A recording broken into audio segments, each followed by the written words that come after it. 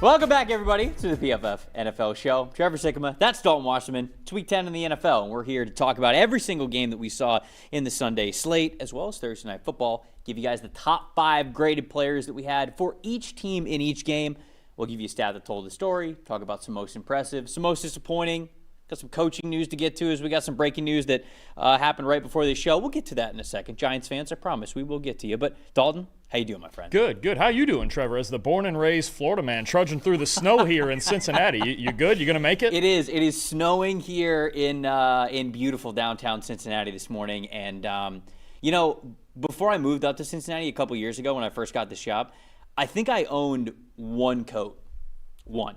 And that quickly changed. That's all you need. To being a Cincinnati resident. And so I feel more prepared now. I'm ready. I've got actual boots on. You guys can't see them. I'm not flexible enough to show them here on camera, but I got actual boots to kind of walk through the snow and, some slippery situations might be getting into downtown. So I feel good. I feel much more prepared now. All right, good. That's good because I know people, lifelong Floridians like that. They just don't. They're never used to that. They do it the first time, and they're just like, "What is this?" They have no idea what to do with it the first time around. I was talking with somebody yesterday. Snow days are cool. Once a year, once. Oh, man. That's all I'll give you. This isn't even as bad as we get in Chicago. I know, man. but I'm You saying, get that like, lake hey, effect up the there? first snow is cool. That's all I need. Okay. We can move on after that. It's only November. You got a long way to go. I know, we do have Man, you're asking for a lot. We got a long way to go here on the show as well. We got a lot of games that we're going to get to. I think that if you look at just the scoreboard, Dalton, for some of these games, you go, man, like these weren't really competitive games. And I think there are a handful that were not competitive, but there are absolutely things for both of the teams in every single one of these games, whether it's a playoff push, the real identity of this team, and now that we are in the month of November, we're getting a little bit towards draft-focused stuff for some of these teams, and we're identifying some real team needs. And so we got a lot to get into there. We're going to dig into a ton of numbers here on this show. We, of course, use PFF and are powered by PFF for all those numbers. You can be as well. If you don't have a PFF Plus subscription, PFF NFL Show 25 is the way that you get 25% off a PFF Plus subscription. So if you don't have one, if you hear an interesting stat that told the story or something that Dalton and I say here on the show, you guys can see all that stuff for yourself with a premium, with PFF Premium, with a PFF Plus subscription. Go check that out if you don't have one yet. Let's talk about Sunday Night Football. We always kick this off with Sunday Night Football, the game that is fresh in our mind. The Steelers and the Chargers. Steelers were traveling to LA for this one. They end up losing. The Chargers win 25-10. The top 5 graded players that we had for the Los Angeles Chargers. Our boy, speaking of the draft, rookie R.J. Mickens, their safety, at the top of the list, who got an interception last night, 84.4. Running back Kamani Vidal with a 77.2. Linebacker Diane Henley, a 75.7. Cornerback Dante Jackson, a 71.7. Wide receiver Ladd McConkey, a 71.3. Then quarterback Justin Herbert in this game. Been phenomenal throughout the course of this season, but for a lot of reasons, it was not his best last night, even in the win.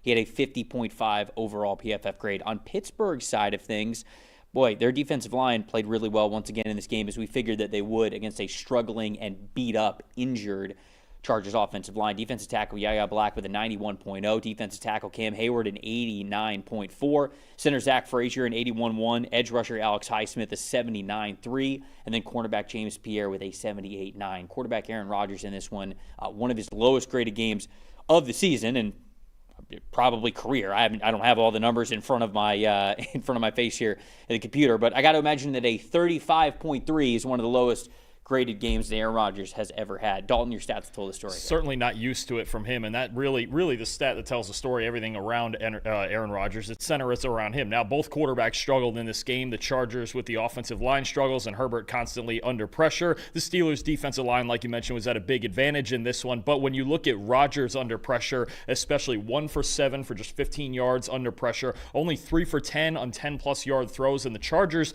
are as good as any team in football at preventing those explosive plays in the passing game. So when you look at the combination of those two things, and then Rodgers just in general being off with the accuracy in this game. He looked uncomfortable. He couldn't find those vertical shots that he wants to DK Metcalf and Roman Wilson and those guys on the outside. And I think it just shows you, because the Steelers struggled to run the football, when you have a team that is sitting back and is so good in zone coverage and preventing those deep shots, the Steelers aren't great at manufacturing offense. And really the best part of their offense this year has been just taking advantage of opponents' mistakes. So now while the Chargers pretty much struggled on offense, especially in the passing game, because their offensive line is so beat up and struggling. They at least didn't turn the football over, right? They didn't make any catastrophic mistakes that gave the Steelers easy opportunities. So this really, to me, this game centers around the struggles of Aaron Rodgers. And now you look at the Steelers and you look at the Ravens now on this winning streak that they're on in this scenario. Well, why are the Ravens 2-5 and still favored to win the division? Here we are now with the Steelers at 5-4, right, struggling on offense, still very inconsistent on the offensive line, especially at tackle. And it really is the same old issues popping up for Pittsburgh. And the X factor in these wins and losses are two things to me. One, can they get turnovers? And two, can Aaron Rodgers hit a handful of deep shots downfield? This game, he could not against a really good secondary. Yeah, I mean, I'm pulling up Rodgers' just regular stats now. Okay, 16 for 31, 161 yards, 1 touchdown, 2 interceptions. So even if you look at just the regular box score, he doesn't play very well. But if you look at some more, PFF data points, 0 big-time throws, 3 turnover-worthy plays. He had a 51.6 completion percentage and then a 67.9 adjusted completion percentage. The stat that really told the story for me in this game, though, is on third down, because it encapsulates, I think, what the Steelers really struggle with on offense. They were 2 for 11 on third down last night. That's just 18%. That's very rarely going to get it done for you on offense. And I think the big issue for the Steelers right now, my most impressive, I actually had Jaylen Warren. I actually thought Jaylen Warren played pretty well last night. He had the hurdle over the defender. He had a long catch for a big yards after catch situation there. The yards per carry average is pretty healthy for him. So even with the offensive line struggles, because the offensive line's not playing great in Pittsburgh right now, I think Jaylen Warren still was able to stand out. The big issue for me is when you go to the passing game, Rodgers just doesn't really want to go to anybody other than DK Metcalf. And I think that's a big issue right now. Yeah, he has some clutch and important passes to Pat Freiermuth. We saw Roman Wilson, I think it was on two separate third down occasions, get receptions for him there. So, that's obviously good. But when he really needs something in the red zone, on third down, to get a drive going, to hit an explosive, it's basically just DK Metcalf. And I wonder if Rodgers was kind of okay thinking about that going into the year, because you remember his time when he was in Green Bay those last couple of years. I mean, what was he doing when he was in Green Bay? It was basically just Devontae Adams. And he was like, nah, it doesn't matter. Give me one good receiver and I'll make it work. Well, that plan, that structure is not working now in Pittsburgh. And instead, it's force feed DK. I mean, one of the interceptions to RJ Mickens, he's trying desperately to get the ball to DK Metcalf over the middle. I think there was pressure in his face. He had to, get rid of the ball at a different arm angle, a little bit higher than he wanted to. And because of that, he's the only receiver that he's really looking at, and he sails on him, and it goes right to RJ Mickens. So to me, I agree with you completely. The Steelers are at their best when they're able to really play more of a conservative game plan here, with not just how they're running the football and how often they run the football, but also just when passing. Be a little bit more diverse in who they're getting the ball into their hands at what time. But there's not all this pressure to create these explosives to players that aren't DK Metcalf. And I think, unfortunately, last night, it felt like that's where the Pittsburgh Steelers were, and that's when you really have seen that team struggle this year. So they need to be a team that is a lot to Tomlin's identity. Defensive first, turnovers first, be able to win that turnover margin, and just kind of play good enough on offense to win games and let teams beat themselves. If the Steelers have to be one of these teams that needs explosives or needs to come from behind, they just have not shown us that is in their DNA so far this year. Correct. I mean, you have three things working against you when you have this Steeler team and trying to create vertical passes, right? Number one, Aaron Rodgers is a lot more conservative than he used to be, and he has a hard time with downfield accuracy. Now he's got the second lowest average depth of target in the NFL. Two, there's just no wide receiver depth right now that you can rely upon beyond Metcalf. So if Metcalf is the only consistent vertical threat, we'll just bracket him, double him, stay over the top, and you're going to be fine. And three, again, I've said this since the preseason, their issues at offensive tackle are just not going to get fixed in season. Broderick Jones, Troy Fautanu off the edge. Those guys don't give you enough time to take those vertical shots downfield. So you have three things working against you when you're trying to create a vertical passing game and threaten safeties and get teams to, back off a little bit, right? So you try to run the football, get those underneath passes going. But when you're so in the box like this, when you're in this 12 to 15-yard box, it's very hard to operate your offense. And then when Rodgers has to start forcing things downfield, like you mentioned to Metcalf, the RJ Mickens pick, this is what can happen, is you just come up empty all of a sudden, because a good defense with a good secondary that doesn't get beat over the top, they just keep you in check. Yeah. So that was my most impressive in Jaylen Warren, and then most disappointing, obviously, how Aaron Rodgers plays and how he's just forcing the football. Your most impressive or disappointing, who do you have for this I game? mean, really, it's centered around Rodgers as far as the disappointing part. There's not a whole lot else. I mean, I could go on and on about the Chargers' offensive line, but they got the win in this game, and honestly, they ran the football reasonably well considering there isn't much blocking, so I want to give credit to the Chargers starting running back in this game, Kamani Vidal, the great nephew of Hammer and Hank Aaron. He was hammering his way through the Steelers' defense all night. 25 carries, 95 yards on the night, 62 of them coming after contact, 4 explosive runs, and when they needed a closer, just enough in the run game, Vidal was that guy, right? And he came into this year as obviously the third or maybe even fourth running back, but Amarion Hampton out for the near term, Najee Harris out for the season. Hassan Haskins, a guy that Jim Harbaugh is familiar with, has gotten some run, but Vidal now 3 different times has run for at least 95 yards in a game, so he's at least someone you can rely upon. Even when Hampton gets back, Vidal can be that second guy and rotate in and get good touches. Anything else more on this game? I mean, I felt like that was just sort of the way that it played out. You know, the Chargers obviously are doing enough right now while they have a lot of injuries, especially on the offensive line. And really the second half of the season for the Chargers, I feel like just has to be about getting whatever their best starting 5 is out there, right? The defense, I thought, played well enough in this game. Certainly when you limit a team to only 10 points, you feel pretty good about how much stress they were able to put on that Steelers offense. So I'm not really worried about the defensive side of the ball. It's just, can the offensive line for the Chargers be what it needs to be to get one playoff win? I think is a successful season because of the bad injuries and the bad injury hand that you've been dealt here. So I feel like that's just the outlook for the Chargers. Yeah, I mean, to win enough games, right? You have a great quarterback. You have a really good defense. Ever since Khalil Mack came back, they've been a lot better in the pass rush. Odafe always starting to make his impact in the pass rush as well. But you look at some of the winnable games. They're 7-3. You've got Jacksonville next week. And, Trev, winnable games are only winnable if you win them. Very true. I say that with an asterisk. No, that's your signature phrase. Raiders, Cowboys, Houston, although they got a really good defense. But, I mean, you look at the Chargers just at this point, to me, even before you get to a playoff win and whatever the state of their offensive line is by then, just scratch and claw enough wins to get there. If you get to 10 wins, I think you'll still be fine for at least a wild card in the AFC. And look, the AFC West with all 3 of those teams is really competitive right now. Still only 1 game behind Denver. Aiden O'Connell, which is the user's name, although maybe it is Aiden O'Connell. I don't know. Maybe it is the actual Aiden O'Connell. Gave us a $5 super chat. We appreciate you. Said, I remember when you hated the Shuck pick, Trevor. Then said, Shuck it, we ball. We will get to the Saints game. We will obviously talk a lot about the Saints game because we do need to give Tyler Shuck his praise for a good game that he played. But we also need to talk about the Carolina Panthers as well. We will get to that in a little bit. But the next game that we have here on the schedule is the Colts and the Falcons. The early game that we had on Sunday. Indianapolis wins this game by a final score of 31-25. Top 5 graded players that we had for the Indianapolis Colts. Offensive tackle Bernard Ryman with an 83.1. Running back Jonathan Taylor an 81.4. Center Tanner Bortolini an 80.3. Wide receiver Alec Pierce a 79.1. Then offensive guard Quentin Nelson a 75.9. Quarterback Daniel Jones in this game 44.0.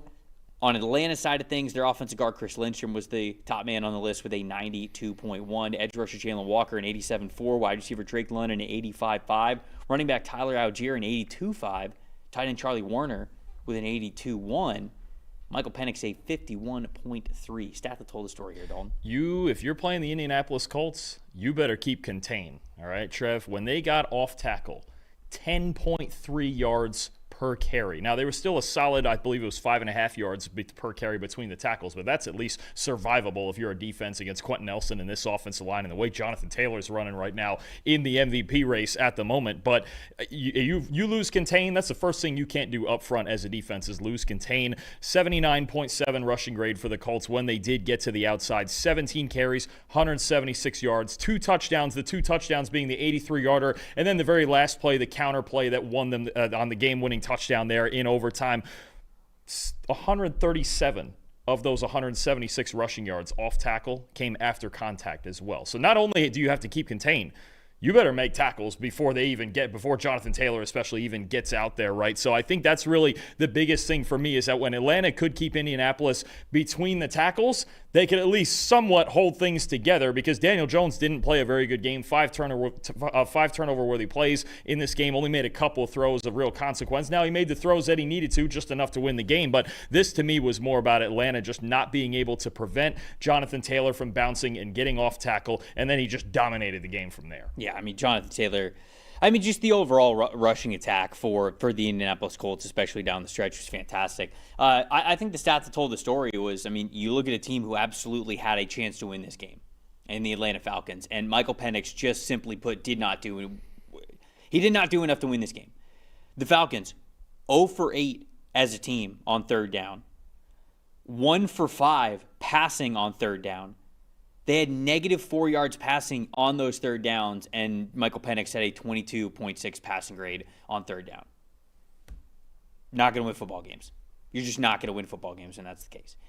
Third downs, money downs, back against the wall. We even saw it in the fourth quarter when it was really crunch time. I mean, he's sailing passes. He is, for whatever reason, not as confident as we have seen him previously with those out routes, those sideline routes. I mean, they're either skipping before wide receivers and they're hitting the wide receiver's feet, or they're going way over his head. It's a timing and a confidence thing when you have those out routes, and Michael Penix Jr. just does not have that confidence right now. So that, first and foremost, needs to get figured out, because I think he has the arm talent to be able to play in this league. He's got a howitzer, right? I think that this is somebody who we saw be a prolific passer during his time at Washington. But if you are not playing with confidence, you're never going to unlock the full talent that you have. And right now, it's just way too inconsistent right now with the accuracy, with that confidence, with the decisions, with the timing, with everything for Michael Penix. So specifically, that showing up on third down, you can't go 0 for 8 as a team.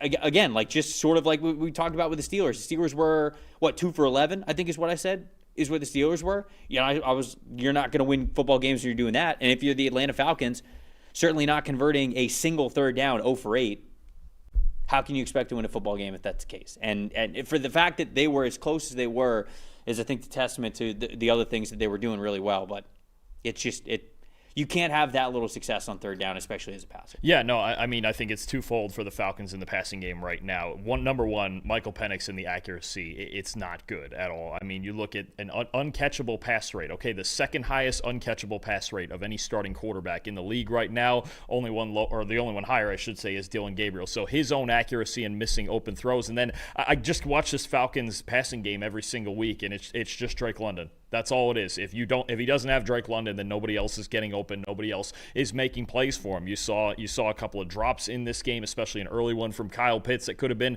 a huge play. That's just what it looks like to me right now. This Falcons offense, regardless of what we've talked about with scheme and injuries and everything else that's gone on with this team, this passing game, it's Drake London, and some weeks it's Bijan Robinson. Didn't get much in this game as a receiver, and then you combine that with Penix's inaccuracy. They ran the football well in this game, too, just not as well as the Colts did to completely overcome the flaws of their quarterback in this one. So there's major issues in the Falcons' passing game right now, and that's why they are where they are. Somebody in the chat, I want to go back to this. They were asking about Jonathan Taylor. Oh, Dalton's asking, can you guys run through Jonathan Taylor's score, why it's so low, so in quotes, because Jonathan Taylor was still one of the top 5 graded players that they had there. With the game that he had, love the show, watch it every week. Well, we appreciate you, Dalton. So when you look at Jonathan Taylor's grades, his rushing grade is actually an elite mark. It's actually a 90.1. So it's an elite mark that he had there. The reason why it goes all the way down to an 81.4 for the overall score is, as a receiver, he got a 36.6 grade because of the fumble that he had in the first quarter, which is something that even though they didn't lose it, he still fumbles the football. So that's still a negative thing that happened on Jonathan Taylor, because that's what we do at PFF. We analyze everything that happens, not just the things where you go like, whew, okay, well, he fumbled the ball, but we didn't lose it. Like, that's obviously good for the team overall and winning the football game. But when it comes to judging individual performances, that fumble is still on Jonathan Taylor. He still fumbled the football. So that's why that's a little bit lower. And then he had just a 26.9 pass blocking grade. So I don't remember the pass blocking reps off the top of my head, but he must have given up some pressures, perhaps a sack, things like that. So what did he give up? 3 pressures. Okay, so three pressures, including a sack, and then the fumble, like yes. You mentioned. And I'll just tell you, we hammer guys for fumbles. You got to be, you can't be turning the football over because it means so much. Like, it means so much to the game. So if you fumble the football, even if you don't lose it, you not losing it doesn't have anything to do with the fact that you still fumbled the football. So the pressures that he gave up and the fumble that he had, that's what brings it down. But the rushing grade, to your point, and the reason why I think you're asking this question, Dalton, he still had an elite 90.9 rushing grade. Like his rushing grade was still phenomenal on the day. He did an unbelievable job. And so like that part of his game, we still recognized at an elite level from what he did yesterday. But most impressive, most disappointing from this game. For me, and I know Jonathan Taylor is obviously the headline, is right now an MVP candidate, but I just can't believe, and look, I thought he went to the perfect fit when Tyler Warren was taken in the first round by this team. I thought it was the best team he could have gone to. I can't believe how early it is, just how indispensable he is to this offense. Not only the receiving work, because he was outstanding as a receiver in this game, some clutch catches in the fourth quarter and in overtime, 85.1 receiving grade, 8 catches,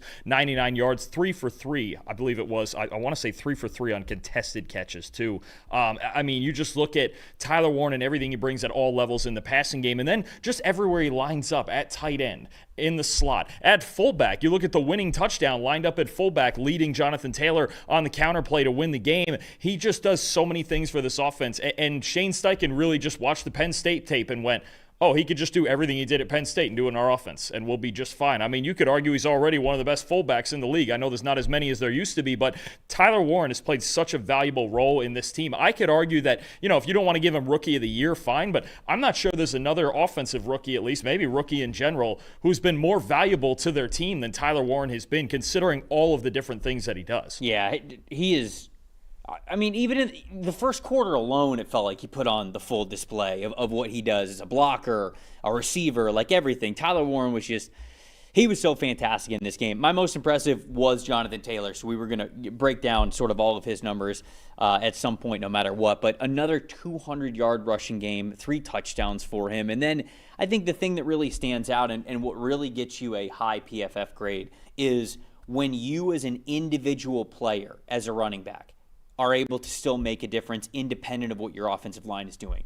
The stat that we have, which I think encapsulates that the most, is missed tackles forced, right? 7 missed tackles forced in this game, including the game-winning touchdown, in which this is a perfect example of all of sort of our philosophies and how we grade things and how we go about things showing up on one play. Go back and watch that last play in which Jonathan Taylor scores the touchdown.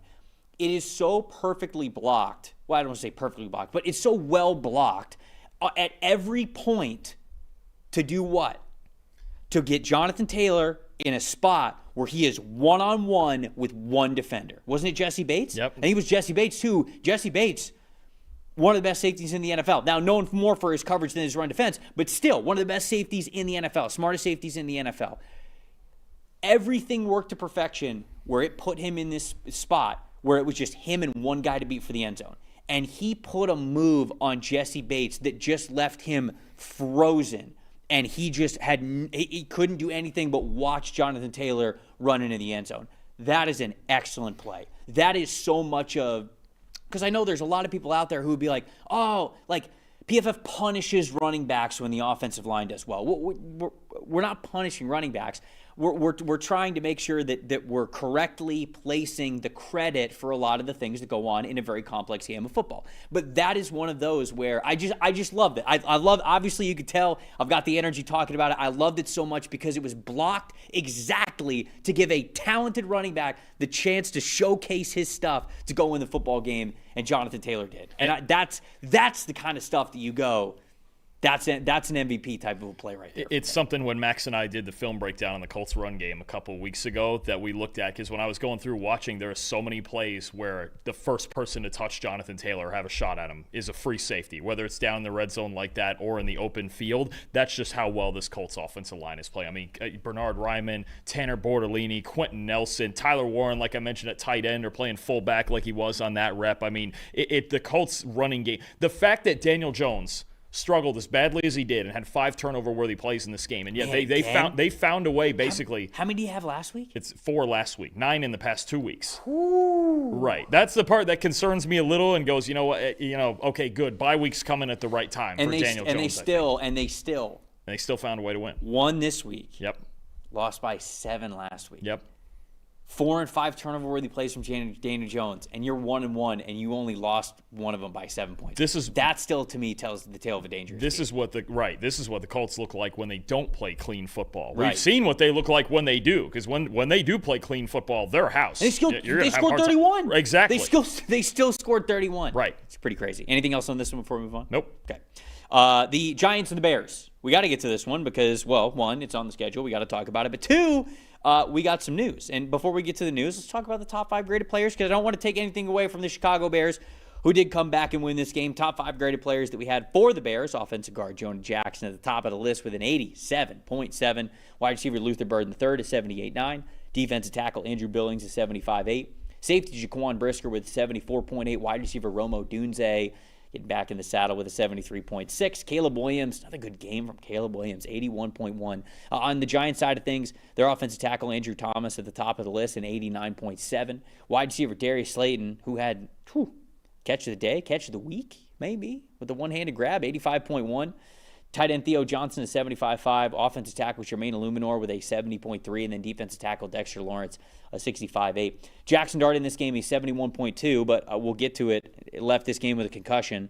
And that'll sort of be a talking point here as we sort of talk about the breaking news here from the New York Giants side of things, and that is Brian Daboll is out as head coach. I think that this also probably spells the end for Joe Schoen as well, the general manager, because I think both of those guys were on the chopping block or on the hot seat going into the year. Didn't have the year that they wanted to the previous season. John Mara, we saw in the behind-the-scenes stuff as well as I think after the season when he was sort of addressing the media that it wasn't fun for him to watch Saquon Barkley go to another team and basically be a reason why the Eagles had as good of a year as they did and then had the Super Bowl win after that. It probably doesn't make it much easier looking at Daniel Jones and seeing the success that he is now having with the Indianapolis Colts, knowing that guy was in the building for the last 4 years. Now, I'm not saying that it's a one-on-one comparison because it's not. But all things considered, when your coach and GM are already on the hot seat, your franchise player, beloved by the fan base, goes to your rival and helps them win a Super Bowl. And then the quarterback that you had that you drafted that was in the building, who you did have one similar year with in 2022, weren't able to replicate that. I think all of those things, as well as the collapse that we had yesterday, allowing the Bears to come back and win that game, was the straw that broke the camel's back, as the saying goes. So just some thoughts on Brian Daboll being fired and then maybe some potential head coach candidates, where you want this team to go from here? I think this Saquon Barkley and Daniel Jones bit, there's a different perspective that I have on it when it comes to letting those guys go and them having success elsewhere. It's not the fact that, those guys left and they were better football players and you just let them go, right? And you just didn't know talent, right? It's not that they didn't know they were good football players. It was that their team was not built in a way where those two guys could succeed, right? And to an extent,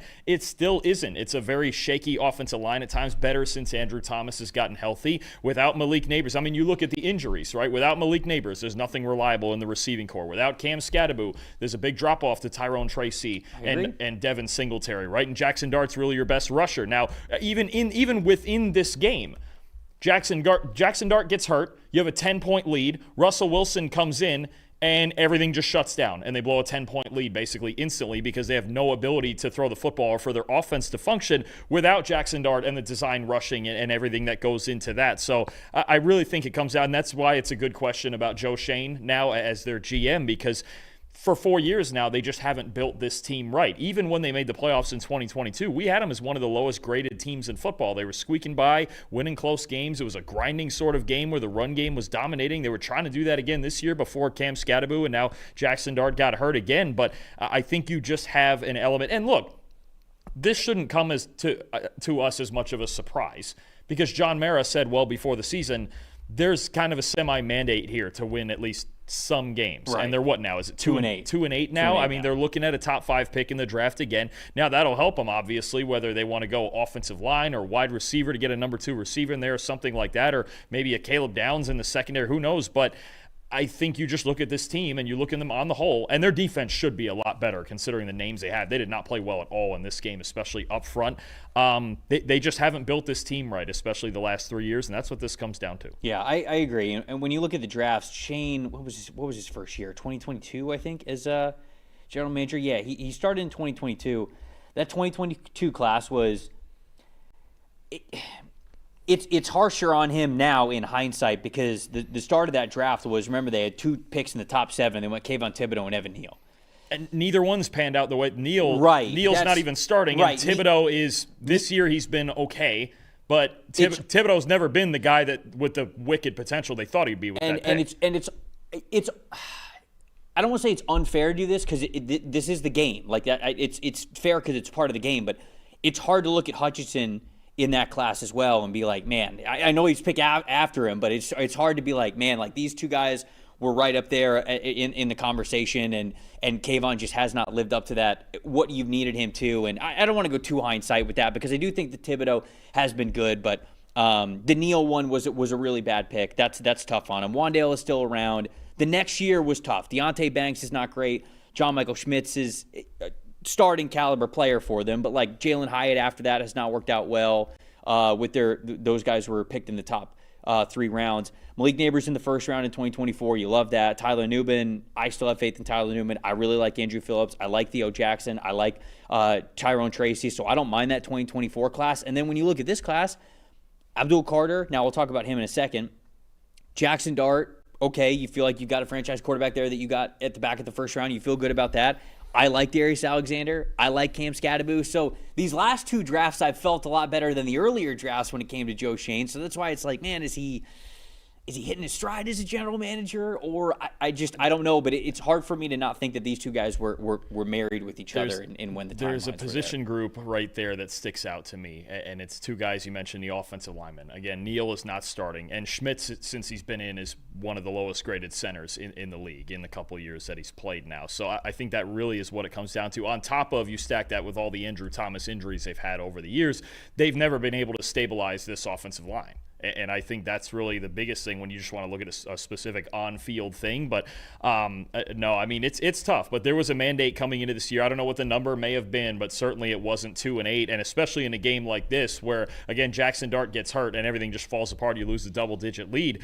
That's tough. And they've been in some close games. I mean, you think about what if they had won the Denver game? Would he have been fired if they had finished that game off, too, with such, 26-0 lead they had in that game? So I think you're just looking at a situation where you have leadership in the organization just tired of losing at this point. It's been 3 years in a row of this. I wonder if the true last straw was Dart getting his 4th concussion, being in concussion protocol for the 4th time, and he's only a rookie this year. I mean, is it basically just like, hey, man, you're 2-8, and now you're putting a guy who could be a franchise quarterback for us in danger?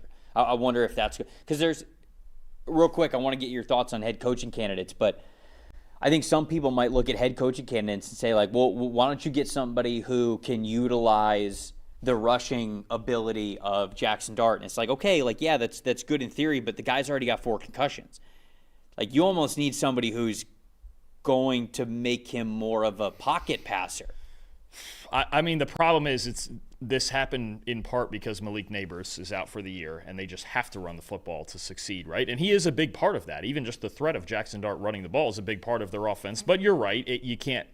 You have to pick your spots with it, right? We've seen this with other quarterbacks in the past. I just wonder how much that's going to be a factor with the candidates they have. I don't think you can take it completely away, though. No. He's an athlete, and he's a competitor, and he's going to compete. But I feel as though people are going to they're going to suggest candidates who are going to be like, yeah, let's get a dual threat offense in here. And I wonder if Mara's like, dude, he's already got 4 concussions. You got to pick the best coach for his development in general anyway, and for the team. I mean, 3 guys pop into my head right now. We'll see. Maybe Joe Shane picks back at his old organization, the same old spot that he got with Dable, and goes to the Bills' offensive coordinator, Joe Brady. Mm-hmm. That's one that sticks out to me. Number 2, now I'm going to go to the college level for 2 of them, all right? One, they're maybe a little crazy, but I don't know if they're that out of the... Well, I know one of them. You know one of them, and you're going to hate it, but go down to Ole Miss and talk to Lane Kiffin, get him back with Jackson Dart. I still wonder, for as much as has been talked about the LSU and Florida jobs and all this, if Lane Kiffin would take one more crack at the NFL. I don't know.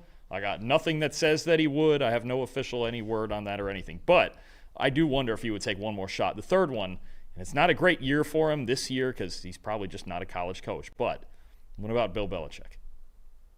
Would Bill Belichick would it be the one and done at Carolina like some people think? No, he's not coming back to the NFL. Would the Giants? I almost think the Giants would be the one team that he would come back to, and that might actually take him back, considering that's where it all started back in the day?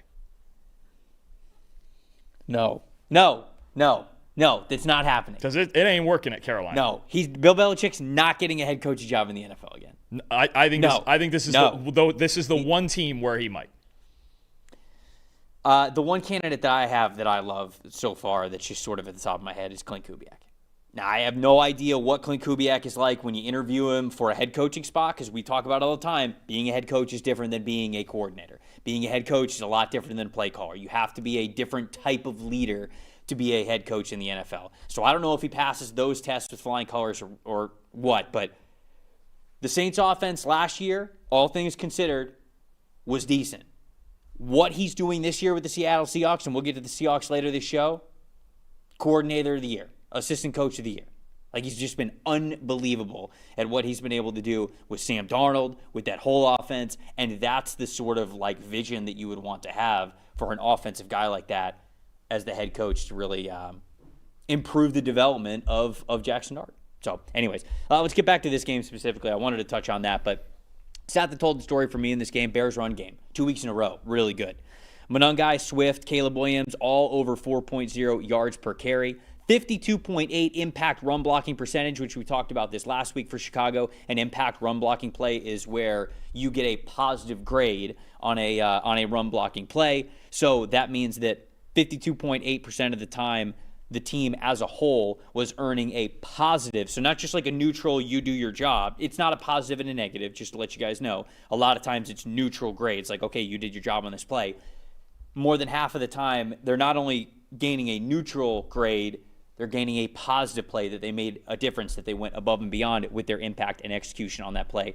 Their two highest single-week impact run blocking scores have come within the last 2 weeks. So Ben Johnson is getting the run game going in Chicago, and I think that goes hand in hand with two really good Caleb Williams weeks as well. No, absolutely. I mean, their run game's been going pretty solid for about a month now, and this offensive line has really started to gel well. I mean, it's odd, obviously without Braxton Jones at left tackle, but Theo Benedette's been good enough at that spot. Jonah Jackson was outstanding in this game. Drew Dahlman was always a perfect fit in the system, just took some time to get used to the new guys in the new environment, and Darnell Wright is obviously the star of the show as well there in Chicago. So their offensive line has been good, and you're right, it does allow Caleb to not have to carry them except for, in big moments. The last drive against the Bengals last week, the fourth quarter in this game, he doesn't have to carry it through the entire 4 quarters because DeAndre Swift is running well behind this line. Kyle Monungai's played a big part, and Caleb Williams, his legs himself, whether it's scrambling or, as an occasional bootleg threat, read option, things like that, Caleb's legs are also a threat, and he's been really dangerous outside the pocket. Actually, I wanted to highlight that as my most impressive, because when you look at Caleb Williams in this game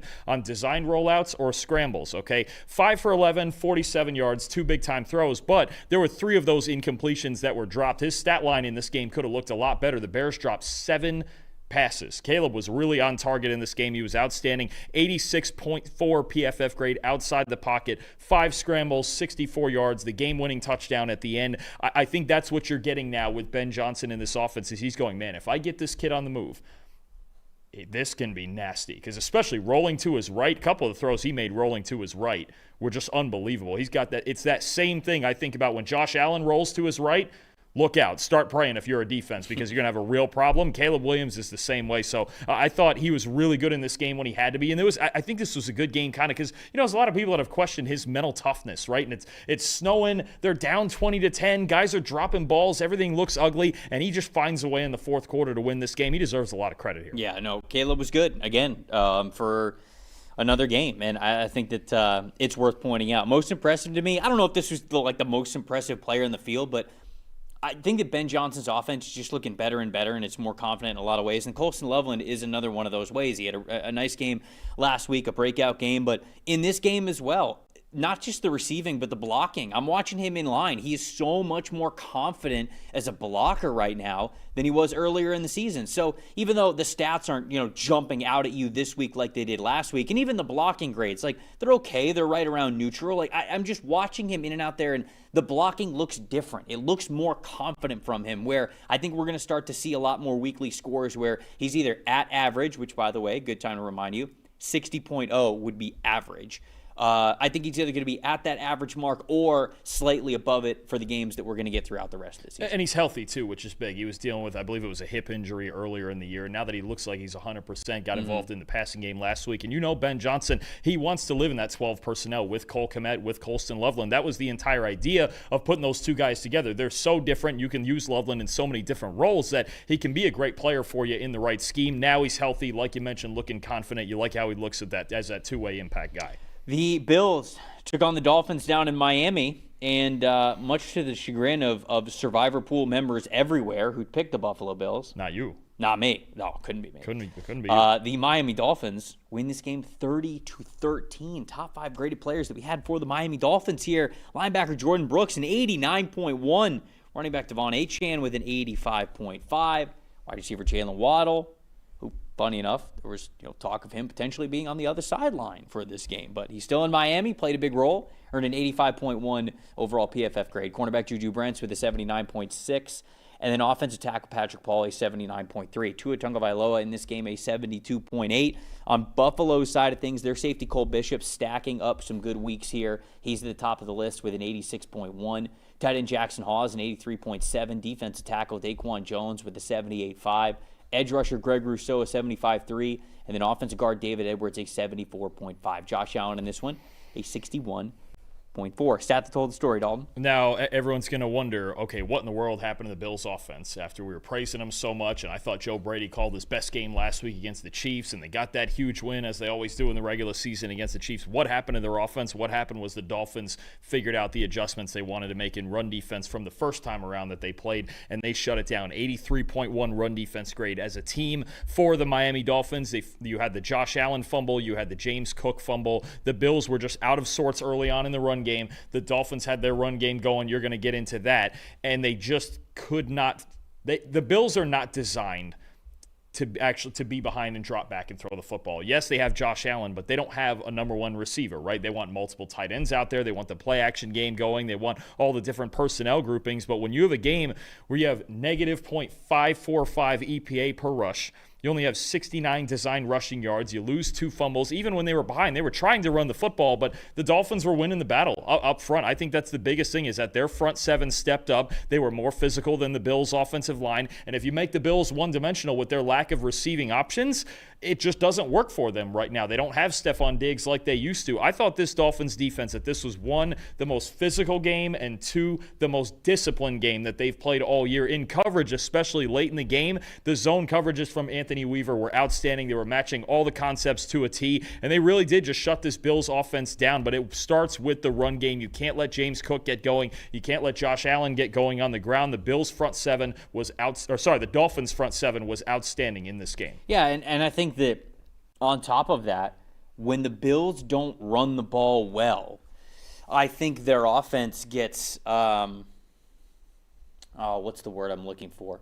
They just don't have a lot of explosiveness. There's just not a lot of dynamic ability for them. There's a lot of diversity. They can throw the ball in a lot of spots. They can throw the ball to 3 different tight ends. They can throw it to Keon Coleman. They can throw it to Khalil Shakir. You can throw it to the running back side of the backfield. They got a lot of options, but they don't have a lot of players that actually strike fear in the eyes of the defense. I would argue none of them do. And I would say specifically that is throwing the ball deep, and that's why you heard them in conversations with, to get Rashid Shaheed, to get Jalen Waddle. They know that they're missing this player. And from all accounts, they tried to get someone who could actually be a legit field stretcher for them, and they don't have that player right now. And so, yeah, it's a lot of receivers that can catch the football from 20 yards in. But there's not really anybody that's truly putting a lot of stress on the defense when it comes to stretching the ball deep down the field. So when the Bills aren't explosive in the run game, I don't think they're explosive in the pass game. And so now you just have an offense that's okay, it's fine, but you can shut it down. It's very capable of slowing down or shutting down. And then, of course, like you talked about, when you have the turnovers, they're just not going to light up the scoreboard like a lot of weeks that they can when they run the football well. Now, on the flip side of things, not only did they not run the ball well, they didn't defend the run well, which has been a major issue for the Buffalo Bills for a while now. 49.9 defensive grade as a team this past week, and a 47.0 run defense grade, from their linebackers specifically. Terrell Bernard, Matt Milano, like the guys who were playing in the slot, at different times, some of the safeties that were coming downhill, like the Bills have tried to play lighter and faster at the second level, and Miami just beat them up this past game. And I think that they probably believe they could get away with it because Miami's run blocking has been poor as a team so far this year. They've really struggled, but the games that Miami looks the best are the games where they can run the ball really well. There's no question about it. And the Bills just were in a situation where too many missed tackles. I mean, there were. I went back and watched some of the biggest runs from Achane in this game, and Achane played well. I wouldn't sit here and say that like Achane had an unbelievable type of individual performance, because there were even a couple of runs that he had where he was a little bit hesitant or he didn't see the running lane as quickly as he could have, and it allowed Buffalo to actually have guys in position to make tackles, and they just didn't. Like Bernard was the culprit. Again, there's one play off the top of my head. I cannot remember which player it was, but everybody's blocked up, and it was almost a similar situation that we talked about with Jonathan Taylor, where the back and the defender gets one-on-one, except for it was a situation where there was much less space to operate, and the defender should have been able to put his shoulder straight into Devon Achane and bring him down, or at least slow him down enough, and he didn't at all. And I think that's now a major issue of this Bills run defense is they're trying to play, it seems like, they're trying to play faster and smaller at the second level, and teams are noticing that, and they're just running it right at them. And you're demanding a lot smaller defenders to be better run defenders, heavier run defenders, and that was just it was not working for Buffalo this past week. Well, you have a group of safeties that struggled for the last couple of years. You have a group of linebackers that, look, they're highly paid and they're experienced, but they're struggling right now, Milano and Bernard, and you mentioned it too. They're always in nickel, right? They're in nickel as much as any. Taron Johnson is going to be out there. This has been a thing, I mean, for a few years now. Every time they play the Baltimore Ravens, why do they always run on them? Because they're always in nickel, just about, right? And they're always trying to attack you with smaller bodies, and they work with the coverage side of things first, and they have a lot of too high looks. If you can run the ball on the Buffalo Bills, then you can really control the game, and that's what the Dolphins did. I mean, but you look at this defense in general, again, it's the 24th ranked defense for PFF grading in the NFL. I mean, aside from Greg Rousseau, they just don't have another star. And the one other guy you might think about is Ed Oliver, but he's been out for a while, and he's going to be out for a while with an injury. So, I mean, Christian Benford's obviously solid on the outside. Maxwell Hairston's looked okay on the outside at corner so far, but there's just not enough. There's not enough beef, especially in this front seven. And a lot of the guys they're relying upon, Deion Walker, TJ Sanders, right? Guys like, they're young guys. They're rookies, right? Yeah. You got a bunch of young kids playing. Cole Bishop is a second-year player at safety who's playing reasonably well, but there just isn't enough in this defense. And for the two reasons we've talked about, it's why I still really worry about the Bills. And right now, I don't think they're going to end up as the best team in the AFC East the way it looks. I think New England, between their schedule and just the way they're playing, they're better than the Bills right now. They're more well-rounded. The Bills, they don't have a number one receiver, and I've been screaming about this defense ever since I've been on this show. Right. It's just not good enough in big spots, and now this isn't even a big spot. They just weren't good enough straight up against the Miami Dolphins. They played nickel this year. They've played nickel 63% of the time. They have played base defense 18.5% of the time, but then they have played dime 18.1% of the time. So they're almost playing dime more than they play base. Yeah. They just want to be smaller and faster on the field. They want to try to counter a lot of team speed. And for the Dolphins, that's sort of their whole thing, right? They faster. Jalen Waddle, Devon Achane, Malik Washington, like obviously Tyreek when he was healthy, but like that's sort of their thing. They want to beat you with speed. So it makes sense that Buffalo would try to counter that speed with speed of their own, but those guys still have to defend the run. That's the chess match and the give and take of speed for size. You've got to find whatever the right ratio is to make sure that you are still defending the run, and very clearly Buffalo just couldn't do it. Or if you're going to be a too high heavy team like that on defense, Vic Fangio has always done this. It's why he's so good in Philly still with the players he has. those guys up front, that front 6 or 7 that you're using dominant. in those, they got to be dominant. Like Right. the Eagles have the best group of linebackers in the NFL. That's why they're so good. And then even you have Bond and Campbell who can, if you want to get heavy on the D line, those two guys can get on the edge. The Bills don't have anybody like that. Matt Milano and Terrell Bernard are what they are, and their defensive line outside of Greg Rousseau just isn't that good. It's the difference between, you've got two similar styles of defense, but you look at the Eagles personnel and you look at the Bills personnel, the Eagles can make it work better because they have those dominant guys up front. Most impressive for me, really quick, I'm going to go with Patrick Paul on the offensive line for the Miami Dolphins. This is one where I'll put my hand up a little bit. I did not love Patrick Paul when he was coming out of the draft, and a big reason why, not because I didn't think that he was talented. I thought he had the frame, the length, obviously the potential strength, and some of the movement ability that you liked when he was at Houston. What I really didn't like about him was I felt as though, to be honest with you, I thought he played with really bad posture. I thought that his upper back was very hunched over. I thought it was really difficult for him to get down in his stance. It was really difficult for him to maintain leverage. I felt like he was always letting guys underneath his pads and winning against him with leverage. I thought that the lack of posture didn't really allow him to get a lot of strength from his lower body into the way that he was making contacts with defenders and punching defenders and everything. Over the last 2 years specifically, I have watched him really change that and make a great emphasis to strengthen his lower back, get his posture correct, and he just looks so much more balanced, powerful, and in this game specifically, good on the hoof.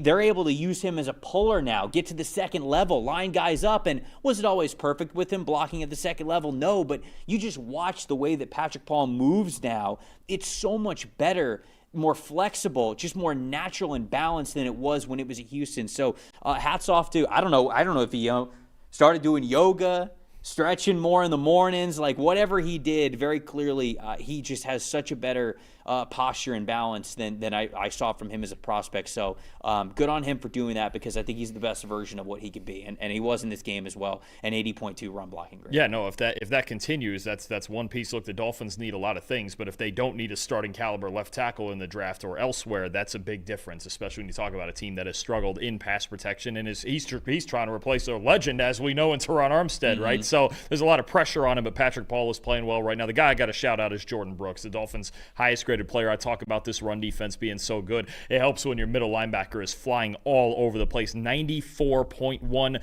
run defense grade. I would argue the signature play in this game, forcing the fumble on Josh Allen. Allen gaining 15 yards on a tush push, because that's just what he can do, but stood up a little bit too long there trying to get too many yards, and Brooks came and punched the ball out. He was outstanding. 12 total tackles, 4 total run stops. When your middle linebacker plays like that, man, a lot of good things can happen up front.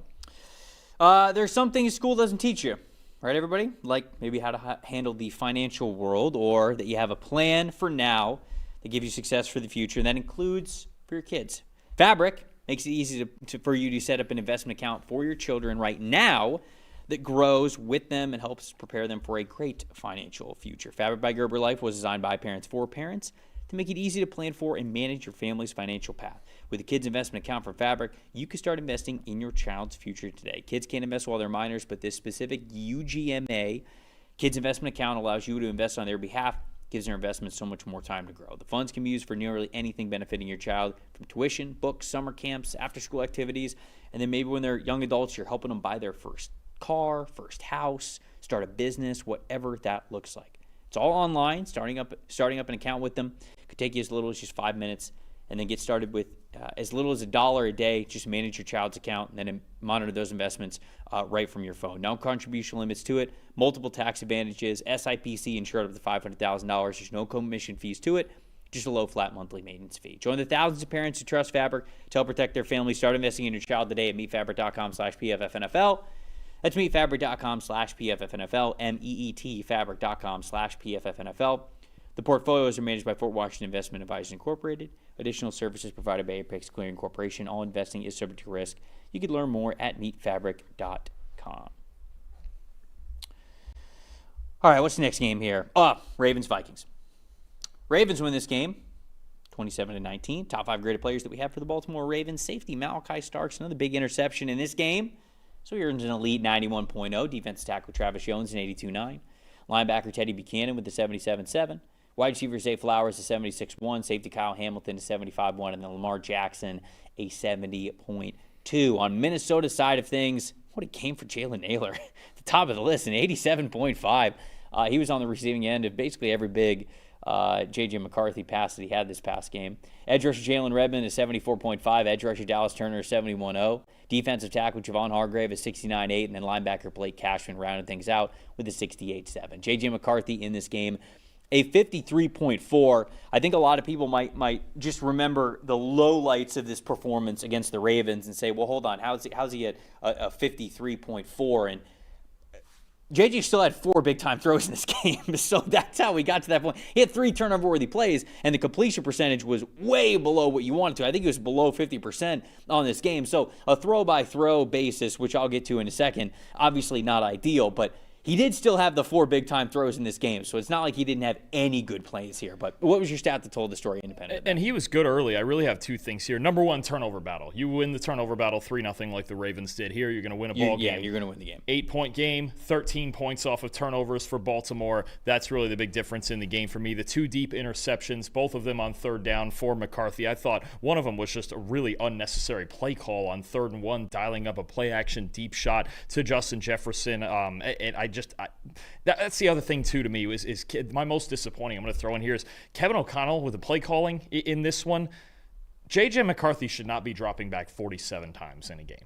It's just not. It should not happen now. Well, they don't have the run game that they want. Well, the run game was decent in this one. When you look at the limited sample, was it dynamic though? Because that's what I think that they try to avoid. The 2 backs had 13 carries for 72 yards. I could live with that. Okay, all right, that's better than I remember. It just never felt like because O'Connell just never let it get in a rhythm. It was just he just never. This team needs to run the football. And their offensive line, other than, I think, did Ryan Kelly play in this game? I mean, it's 4 out of the 5 guys are healthy. Kelly's still out. But, you're looking at 4 of the 5 guys are healthy. And this was a refusal to run the football. And in a close game now, so you're going to, okay, so I'm sitting here going, hey, he called pass plays 80% of the time. Now, some would go, okay, they were behind late and this and that. It can tilt the numbers. If I take out the 4th quarter, still a 72% pass rate. That's too much pressure. You know, we can talk about the grades and McCarthy hitting some throws and missing some others and all of that, but you got to commit to the run game here. And I know the Ravens have been better against the run lately because Kyle Hamilton moving down in the box and all of that, but you're not going to win a ball game where you're calling 47 to 50 plays for J.J. McCarthy to throw the football. He never did that. First of all, he never did that in Michigan. Right. Wasn't even a thing then. No, I know. And now that's not going to be in his best interest. He got off to a good start in this game. He did. First quarter was nice. It was. But you just can't, especially in a close game like this, put him in a spot where he can turn the football over. Like 3rd and 1, right, in the 3rd quarter. Run the ball. Just run the football.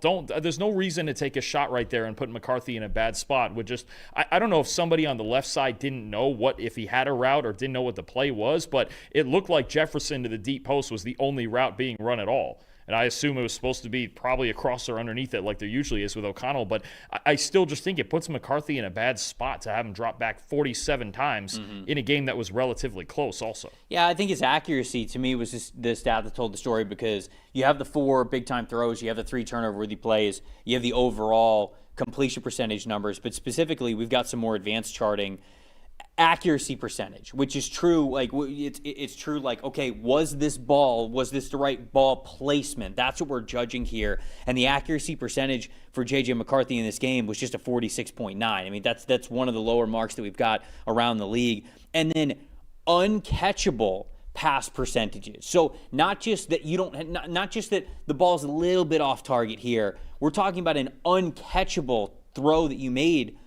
31.3%. I believe that was the highest percentage of uncatchable passes that any quarterback had outside of, I think Bryce Young might have had higher in this one. And then Bo Nix, I think actually on Thursday night. Those 2 guys might have had higher. But other than that, I mean. Michael Penix. Oh, it was Penix. J.J. McCarthy. Oh, was Penix the only guy who was. Higher uncatchable is what you're saying? Yeah, Michael Penix, J.J. McCarthy. What was Nick's? He was 30. I got him at 32% here. Okay, maybe I had. I didn't toggle. One of the filters or something. I mean, it's a percentage. Right, but either way, you're talking about the same conversation. One of the lowest in the league. Funny that the top 4 I have here are all last year's rookies: Penix, McCarthy, May, Nix. Yeah. Oh yeah. Just for this week. Just for this week, right? Yeah. Anyways, McCarthy was not accurate enough to win the football game today. He had some big-time throws, but you have to be more consistent. I think the lack of explosives and the lack of big-time throws was not the issue this week for McCarthy. It was simply the throw-by-throw. You need to be more accurate. You need to be more on time. You need to keep the offense going. And he dropped back a lot. And like you said, I think that was too much to be able to put on his plate. And he was not able to deliver. My most impressive was Jalen Naylor. I mentioned it, 6 targets, 5 receptions, 124 passing yards, and 1 touchdown. I have 2 things for most disappointing. 1, the Vikings' false starts. They had 8 false starts in this game. Dalton, they were at home. They had 8 false starts at home. 3 of them were on Brian O'Neill. Now, I read afterwards that one of the reporters, somebody was saying that the Ravens were strategically yelling out defensive line adjustments at around the time when McCarthy would be yelling set hut. And there is something in the rule book that you can't purposefully deceive that way, to sort of make it sound like you are the one who is simulating the snap count. But you as a defense are still allowed to make calls. You're still allowed to yell rotation or whatever. And as an offense, especially when you're at home, you should be able to distinguish at least less than 8 times. 8 times is crazy. That was the most false starts at home in over 15 years. In total, they had 13 penalties for over 100 yards. Just another issue. That's hard to win games with 100 penalty yards in general. 8 but you're right. Starts. 8 of them being false starts. That's crazy to me. The other most disappointing for me was Justin Jefferson's body language. I'm not in the business of looking too much into it, but when JJ would throw a deep interception, there were, I think on 2 of the ones that I remember off the top of my head, Justin just stops playing. Very clearly, he's the closest guy to the ball as well. And he just does not care. He just starts walking. Really, starts walking off the field. So, clearly, he's not happy.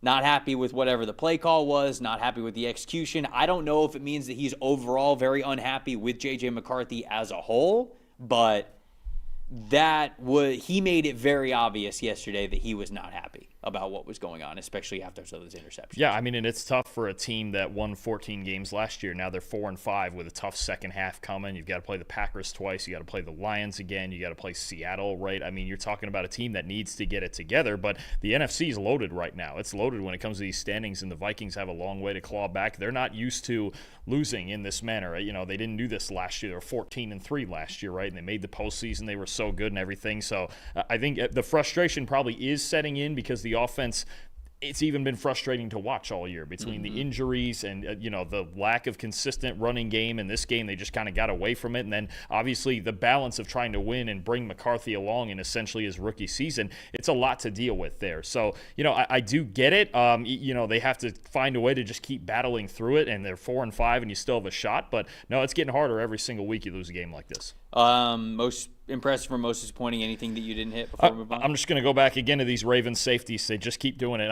I should just start calling Kyle Hamilton a linebacker at this point. This week he makes the impact as a pass rusher, 3 pressures, 2 batted passes at the line of scrimmage, and then you mentioned it, Malachi Starks, 2 weeks in a row with an interception, 2 weeks in a row with a PFF grade in the 90s. This role that these guys have found themselves in since Alohi Gilman came over from the Chargers in that trade, they're really driving the defensive resurgence for the Ravens right now. All right. The Browns and the Jets. Barn burner. This was a football game. We got to play teams from Ohio every week. This was a football game. It was. Technically, it was a football game. The Jets win 27-20. Top 5 grade players that we had for the New York Jets here. After selling off Quinnen Williams and Sauce Gardner. Who needs them? Linebacker Jamie Sherwood at the top of the list with an 80.9. Safety Malachi Moore, 74.5. Offensive guard Joe Tippmann, a 73.6. Running back Breece Hall, still on the team, 73.0. Linebacker Quincy Williams, 70.8. Justin Fields in this one, 45.7. On Cleveland side of things, safety Grant Delpit was at the top of the list with an 82.2. Defensive tackle Mason Graham, an 82.1. Cornerback Tyson Campbell, a 79.1. Safety Ronnie Hickman Jr., a 76.6. And then offensive guard Joel Bitonio with a 75.1. Dylan Gabriel in this one with a 63.5. Dalton Satt told the story. Well, the Jets just made 3 game-defining plays all in the same game. You had the Kenny Nwangwu kick return touchdown. You had the Isaiah Williams punt return touchdown right after a Browns 3-and-out right after that. And then later in the second half, you had the Jets, basically their only pass play of significance in this game, a screen to Breece Hall that he housed for a 42-yard touchdown. Their passing chart, just the stats are insane in this game. If you take out that Hall touchdown, they had 0 net passing yards. That Breece Hall touchdown on the screen is the only play they made through the air all day, and that's through the air because there's not very much air there. It might as well have been a run. No, the Jets they're basically an academy school in the NFL. Okay, but they're not, though, because what you're saying is absolutely true. I mean, didn't Fields threw 11 passes, and 4 of them were screens or something? Okay, but hold on. My most disappointing in this game is the lack of Fields' designed runs. Oh, well, yeah. He had 5 total designed runs in this game. He had 2 total designed runs before the fourth quarter, Dalton. This isn't an academy school offense. I don't know what it is. If Justin Fields isn't in the game to run the ball, why is he in the game? Why is he the starting quarterback? There's no way you could tell me that's the best version of what you can go out and get on this team. It's the idea. The idea of what? The idea of him being able to run the football. It is not that crazy to me that Justin Fields is the starting quarterback of this team. It is crazy to me that Justin Fields is the starting quarterback of this team and they will not run with him. Why else is he there? He had 3 designed runs in the fourth quarter. Before the fourth quarter, he had 2 total designed runs. 2. You were up in the game. You got a punt return and a kick return for a touchdown. That's winning football right there. How are you not running option, QB power, RPO, like every play? If this was a triple option offense, I'd feel great about it. I'd be totally chilling. I'd be cool. It's not. That's it.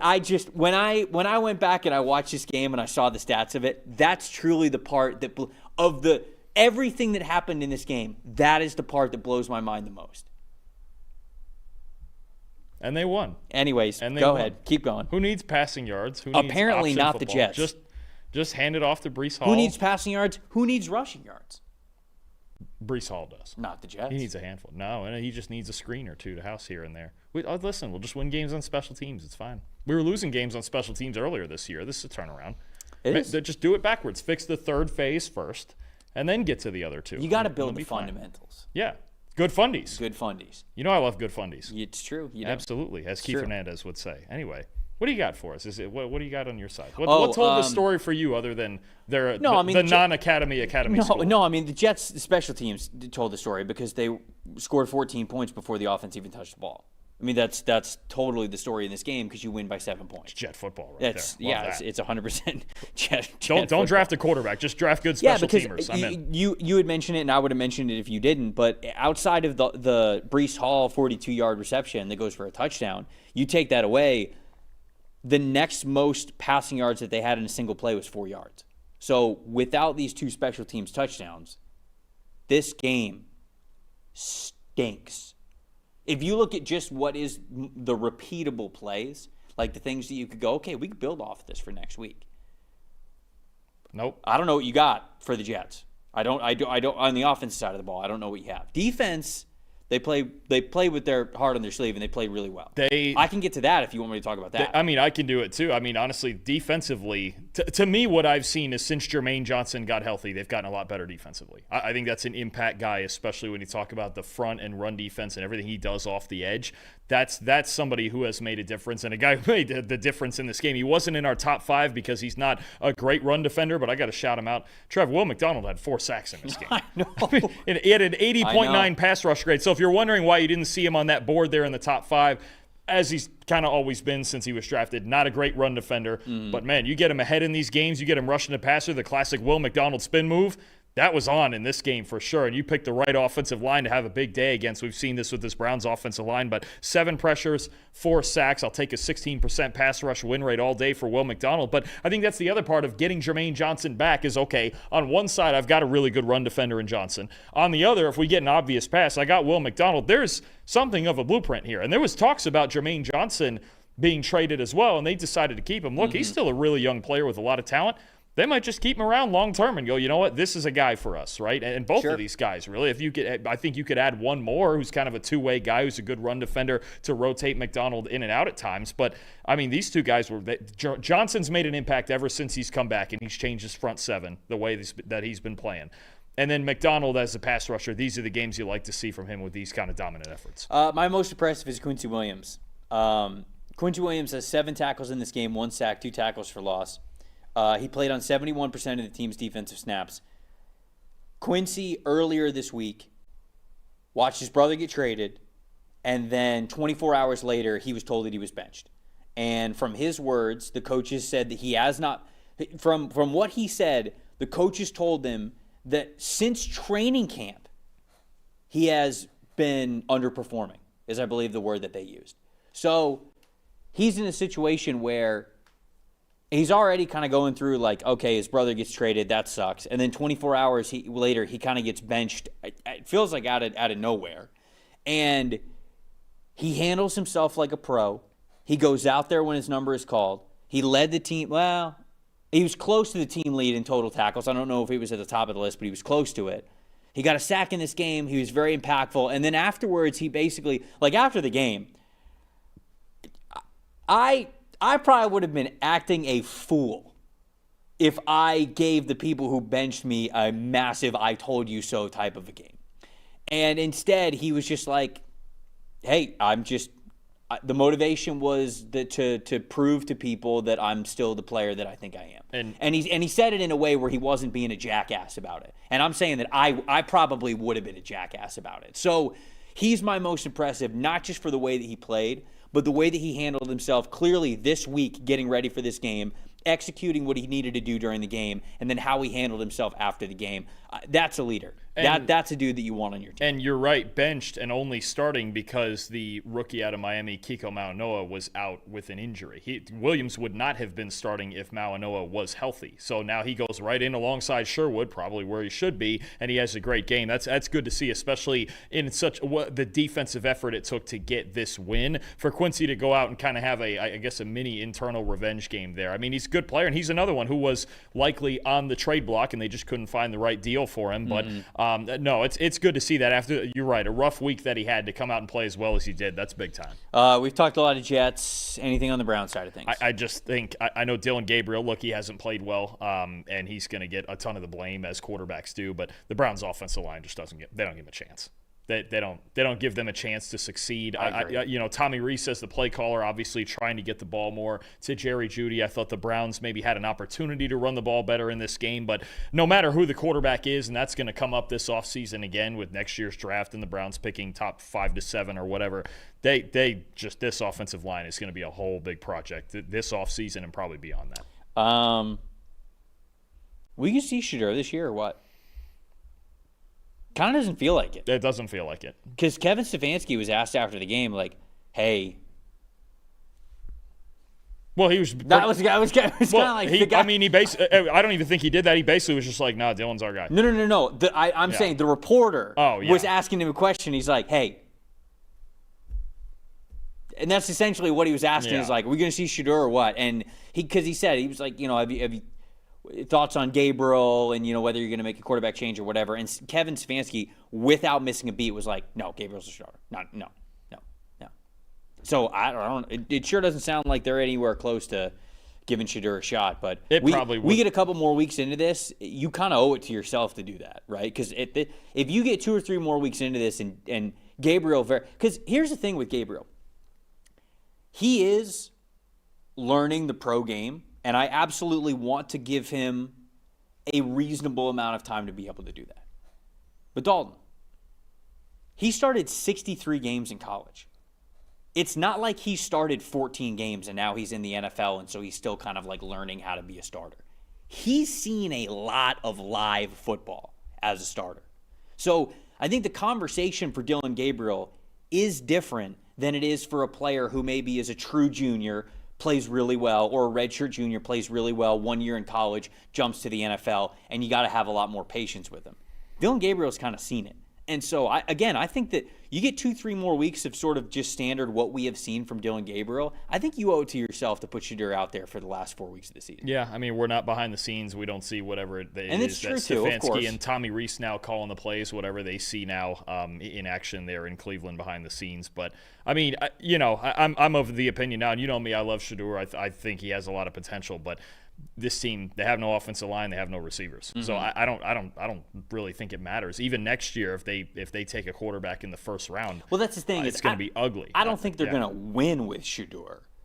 But you kind of got to know something of what you have in him going into the offseason. Just in case he's good, yeah. I mean, that's sort of or thing, just in case he's terrible. And you're in a situation to pick a quarterback, you know? So, anyways, we'll obviously continue to talk more about the Browns because I think the offseason is going to be more important for them. Patriots and the Bucs. Patriots win this game. New England goes down into Tampa, gets the dub 28-23. Top 5 graded players that we had for the New England Patriots in this one. Stephon Diggs, a 79.6. A big touchdown catch in this game, and also the recovered onside kick in which he absolutely got blasted by Deion Jones and was able to still hang on to the football to secure that win for him. Wide receiver Mac Hollins, a 77.4. Offensive guard Mike Onwenu, a 74.7.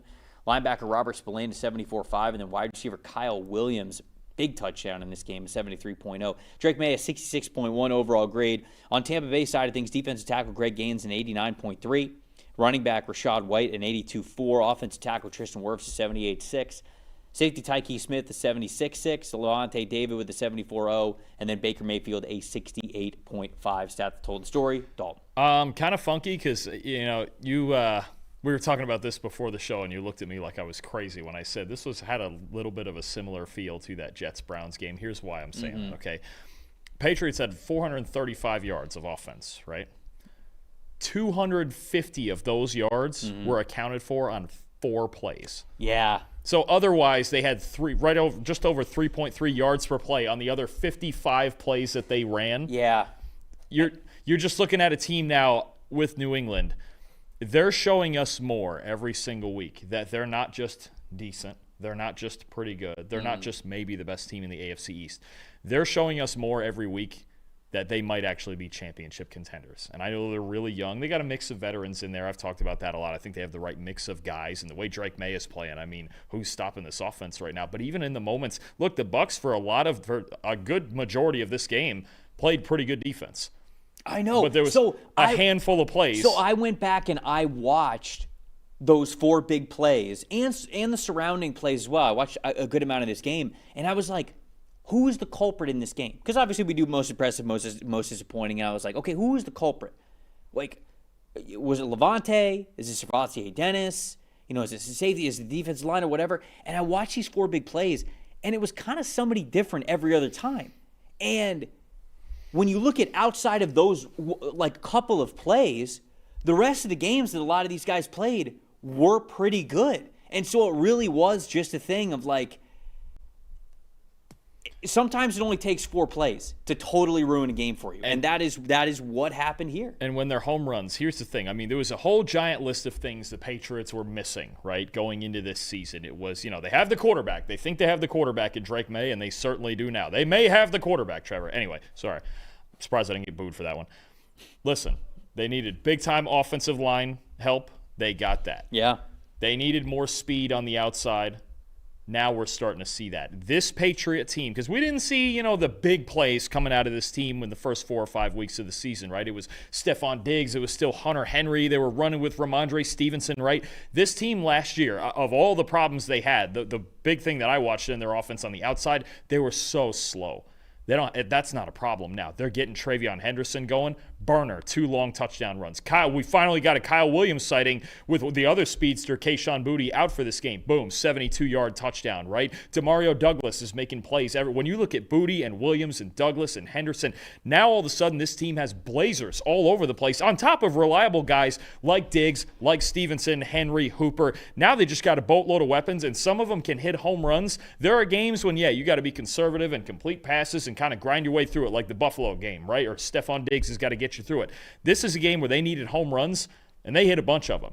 And I think the fact now, if this New England team now, with Drake May and the ability to make any throw on the field that he wants, if they have consistent speed threats now, this turns into an AFC, the conference or Super Bowl type contender now, because now you're just not missing anything in this offense any given week that Drake May is protected, and he's been protected just about every week. Yeah. No, I mean, the Patriots can beat you in a lot of different ways, and it's really impressive. And to be honest, the stat that told the story, it's those 4 plays that you mentioned. I think specifically those 2 outside runs. They weren't outside zone runs, I don't believe. I think they were tosses, but the runs out to the sideline, they just did a beautiful job of blocking things up the way that they needed to, really running away from the teeth of what makes this Bucs run defense pretty good, and basically saying like, hey, we're going to force Levante David, who's 35 years old, to run to the outside and make plays. And on that one play that Henderson had to the left, Levante was just there, but not really there in time. And Travion, just because of his speed, just beat him to the angle and up the field. And then another one, it was like a Tyke Smith play where Tyke just couldn't quite get there. And Savasier Dennis had a play where he just couldn't reach a spot where he needed to. And so them being able to beat you in a lot of ways is really impressive, and it's really impressive stuff from Josh McDaniels. So hat is off to him. Most impressive in this game, I'm going to go with Greg Gaines. Greg Gaines, the defensive tackle from the Tampa Bay Buccaneers. 19 total snaps, 11 run defense snaps, 86.1 run defense grade. You go back and watch some of his best plays in this game. I mean, he is abusing some of the interior offensive linemen for the New England Patriots. Funny enough, on that Travion Henderson run that sealed the game, okay? That was one of the big runs to the outside. And that was the one that I mentioned where like Levante had a chance, but it wasn't the best chance in the world, but he had a chance, and Travion really just made a good play to get past him. On that play, Greg Gaines, I believe it's Jared Wilson, blows back Jared Wilson so far, so fast, he almost tackles Travion Henderson with Jared Wilson. Like he dominates that play so heavily that he almost made that a tackle for loss. But of course, the ball gets further out away from him and goes back to Josh McDaniels. Hats off, kudos. You're running away from that. You're running away from Vita Vea. You're running away from Greg Gaines. You're running away from a defensive line that's playing really strong and stout in the middle, and you're trying to get to the outside and forcing these other guys to make plays and make tackles at the defensive back spots. But Greg Gaines was really impressive in this one. Most disappointing, I wish these teams were fully healthy for this. You know, like obviously as a Tampa homer, like I wish that because they lost the game. But also like Mike Evans, Chris Godwin, Bucky Irving in this game. It just makes it fun. Like I just would have loved to see this matchup with these two teams fully healthy because I think they're two really good rosters. They could play really, really well. But Tampa just didn't quite have the firepower that they needed to, in my opinion, without those guys in the lineup. Yeah, and things have slowed down a bit for Baker Mayfield lately. I mean, his last 4 games of 59.4 passing grade, and it's always an adventure with him, right? But you get the highs with the lows, and in the first 3 quarters of this game, a 55.5 passing grade before putting together some good throws at the end in the fourth quarter. But I think the Bucs, I mean, they're scratching and clawing. The good news is even with this loss, they're still clearly the best team in that division, right? The Panthers maybe had a shot to gain some ground against the Saints, and we're getting to that next. But the Falcons, it looks like, are just not going to get anywhere with what their offensive operation right now. The Bucs have time to figure things out and get healthy and just get there at this point. Just get to the postseason, get you a home postseason game. Probably not get the 1 seed the way things have been going lately, but they're in a really good position still, even with this loss. So get healthy and figure it out. And then most impressive thing for me, just the number of rookies in this game on both sides, making contributions. Will Campbell, solid at left tackle. Jared Wilson, you mentioned struggle in the run game, but only allowed 1 pressure as a pass protector. Henderson with 2 touchdowns. Kyle Williams had a touchdown. Emeka Ibuka with a touchdown. Tej Johnson filling in for all those hurt receivers, 7th rounder, 2 touchdowns. Kyle Williams looked like he was ready for that. The second the ball hit his hands, he was shot out of a cannon. That was this speedsters now New England has. Then you look at my guy Elijah Roberts with 4 pressures and a sack out of SMU for the Bucs. Jacob Parrish has been good all year. Elijah Ponder even with 2 pressures and a sack for the Bucs. I mean, you have so many rookies that played well in this game. These two teams have got to feel really good about the future. Yep. Okay, next game, Saints and the Panthers. Saints go into Bank of America Stadium, take down the Panthers here, 17-7 final score. Top 5 graded players that we had for the New Orleans Saints. Linebacker Demario Davis with a 91.3 and an interception in this game. His running mate, fellow linebacker Pete Warner, next on the list with an 84.2. Wide receiver Chris Olave, still on the team, 78.7. Tight end Juwan Johnson with a 76.4. Cornerback Alante Taylor, still on the team, 74.3. And Tyler Shuck, really nice day from Tyler Shuck. It wasn't the perfect day, but he did what he needed to do to go in, get a win on the road, which is good to see. 76.8 overall, great. On the flip side, Carolina, linebacker Claude Cherlis with an 84.3. He was their top-graded player. Cornerback Mike Jackson, a 75.0. Edge rusher Nick Scorton, a 72.3. Safety Nick Scott, a 71.3. Linebacker Christian Roseboom, a 71.0. And then Bryce Young in this game, 36.3. Not good. Nope. I want to start with my stat that told the story here because it has to do with Bryce Young. My stat that told the story is the Panthers passing in losses and just sort of the Panthers overall this season when it's not looking well. Bryce Young had a 31.3 passing grade this week. So he had a 36.3 overall grade, 34.3 passing grade. He had 0 big-time throws, and he had 2 turnover-worthy plays. But I think the Bryce Young issue goes much deeper than just this past week. Bryce Young has not thrown a big-time throw in 3 games. He had 5 against the Dolphins when they played earlier this year. And he has 5 all year outside of just that Dolphins game. So when you look at Bryce Young, it's the absence of big-time throws that is really glaring in his resume. He has a couple of games with 1. He has, I think he has 3 games with 1 big-time throw, 1 game with 2 big-time throws. He then has the 1 game with 5 against the Dolphins. But again, if you take out that massive outlier of a game, it's mostly 1 game with 2, and a lot of zeros. In the last 3 weeks, I know that he has been hurt. He's been playing through injury even the last couple of weeks. But 0 big-time throws is going to make it tough for you to win. The Panthers now have as many games under 176 total passing yards as they do over. So they have played 5 games this season, and they have as many games where they have thrown for less than 176 passing yards. I'm not talking 215, I'm not talking 220, I'm not talking 200. Less than 176 passing yards. They have 3 games, Dalton, with less than 126 passing yards. It's not going to win you football games. And I think that's the big issue here. When Rico Dowdle's running the football really well, this Panthers offense is fun to watch. It's great, it's balanced, and a lot of times they can do enough. When the Panthers' run game is not performing well, which, hold on, let me pull up the numbers here. This week, Rico Dowdle had 18 carries for 53 yards. That's a 2.9 yards per carry average. That's not even 4. It's not 3.5. It's less than 3. 2.9 yards per carry average. Chuba Hubbard's a little bit better. 3 attempts, 14 yards, but he only got 3 attempts in this game. So overall, they just were not able to run the football the way they need to, the way they have been when they have been winning football games. And the fact of the matter is, we talk about this for a lot of teams, right? We talked about it for the Bills. We talked about it for the Miami Dolphins. And there are teams that if they are not running the football well, we don't like their chance to win football games. I probably like Carolina's chances the least of any team in the NFL if they're not running the football well. Because Bryce Young just has not shown that he is that type of quarterback to be able to do it. And the lack of big-time throws is a big reason why. Outside of Tetro and McMillan, where are the big-time throws coming from? You could throw up a prayer to Xavier Legette, but in my opinion, at that point, that's all it is. It's just a prayer. You don't know if the ball is going to get there when it needs to from Bryce's side of things, and you don't know if Xavier Legette's going to come down with it.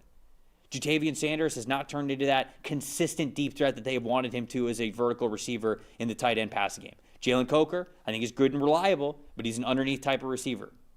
They do not have a player who can stretch the field for them, and I don't think they have the quarterback who confidently attacks beyond 20 yards down the field. And so that to me is that stat that told the story, is that of all the teams in the NFL, if the Carolina Panthers are not running the football well, they are the team that I trust the least to get a win. I'll probably throw the Jets in that mix too, just because they're completely. That's true too. That's true too. Probably the Jets. I was thinking more of teams that weren't the Jets, but you bring up a good point with the Jets. Teams that weren't the Jets. You can't just exclude them from the 32 now. It's not 31, and then the Jets are just the placeholder. Sometimes I try to forget about the offense that the Jets are trying to play. You're telling me. Anyway, what I see from this offense, I'm gonna start with this game and then expand out from there. The MVP of this game to me is actually Brandon Staley, and there have been a lot of moments where the Saints defense has played relatively well. Brandon Staley came out with a plan early in this game and just said, yeah, you're not going to run the football the way you have on some other teams. We're putting 5 down on the line. We're loading 8 in the box. You're just not. You're not going to do it. You just mentioned those rushing numbers. The Panthers, look, I've said the two X factors in the Panthers are quarterback play and run defense, right? But they've been running the ball so well that they can kind of hide the quarterback play. Brandon Staley came out. They loaded the box in neutral situations on early downs, and then he came out blitzing like crazy as well. That's a big thing too. When they did get into obvious pass, he was not going to give Bryce enough time to mess around back there. He was going to make him get to the top of his drop and make a decision. Bryce Young was blitzed on 14 out of 30 dropbacks in this game. Brandon Staley, not always known as a heavy blitzing type of defensive coach, but he did it in this game. He loaded the box. He decided, you know what, we're not waiting for this team. With all their tight ends and these Rico Dowdle running the way that he's running, we're not going to wait for this team to run us over and sit back and just fill gaps. No, we're not doing that. 5 down, Demario Davis and Pete Werner, because there were 5 down, they were getting more free space to work with at the second level and make those tackles. And then when it was 3rd and 8, 3rd and 9, they stopped the run on early downs. They were blitzing. They were rushing Bryce Young. They were not letting him extend outside the pocket. Yeah, they were going, you know what? You got to decipher. And just enough times mixed in with all those blitz packages were some simulated things where they were dropping guys off and confusing Bryce with some zone mixed in then. So I thought Brandon Staley called an outstanding game in this one. A plan on early downs to be aggressive with the fronts, a plan on later downs to be aggressive and mess with Bryce's eyes and force him to rush into throwing the football. I thought he was outstanding. My most impressive guy on the field, Demario Davis, just ageless. It just does it every week. It's still just unbelievable. How 7 tackles, 3 stops, an interception that was negated by, I believe, a roughing the passer. Just unbelievable stuff. Was that his interception in the middle of the field? Yeah. Because I remember watching that play because I was going through all the Bryce Young snaps, and I didn't realize that one was one that was called back. That play is very interesting because it's both. Well, it looks like it's a dagger concept, right? It looks like Jatavian Sanders is sort of running the vertical clear out route, and then I can't remember who the 2 is that's coming over with the dig route over the middle of the field. Bryce throws it, and I think on the surface level, it's just a really bad throw from Bryce because it's almost like he's trying to hit Jatavian Sanders, and he's not trying to hit, because if he's trying to hit the dig route over the middle, he times it terribly. It's terrible accuracy, and it wasn't going to work anyways. But Davis bumps Sanders at the perfect time to where he knocks him off of his route, turns his head around, and immediately just the ball is right there. It's like he knew exactly what was going on and exactly where the ball was going to be, and he just turned around and that was an incredible play by him. So there were those 2 factors going on where, 1, it looked like an incredible play from Demario Davis, and 2, it looked like that looked like a really bad interception from Bryce. I'm looking at it here. It's another case, too, where Staley deserves the credit here because he sends the slot inside. I can't see who this is. If it was Alante. No, it's somebody else in the slot over Sanders there. But he sends him. Davis is lined up in the opposite A-gap. Yeah, and he drops. All the way out, knowing he's got man-to-man. And he Tampa drops. It's cover 1. Right, and there's middle of the field. Knowing right, that he's got to turn and dead sprint to the inside hip of Sanders, and Young just kind of assumes because the free rusher came from over number 3 there, over Sanders, that he had him. Boom, he's got him hot and he's got him, and he just never saw Davis coming. But even then, like, where's the safety? Because isn't the safety right there too? Middle of the field, yeah. He's over the top on it. I mean, even if Bryce was going to make this throw and Davis didn't get there so quickly, he's threading the needle. It's all or nothing because the safety was single-handed. Because it's not like but he didn't have time to with the free rusher. They didn't pick up the free rusher at all on the blitz. So, I mean, it was a great call from Staley to just confuse everything about the protection and Bryce for that matter. But I think to your point, I think that's the thing too is that Brandon Staley, again, he did this all game. When it was obvious pass, and this was the case, where when it was 3rd and 9 in this game, he was coming.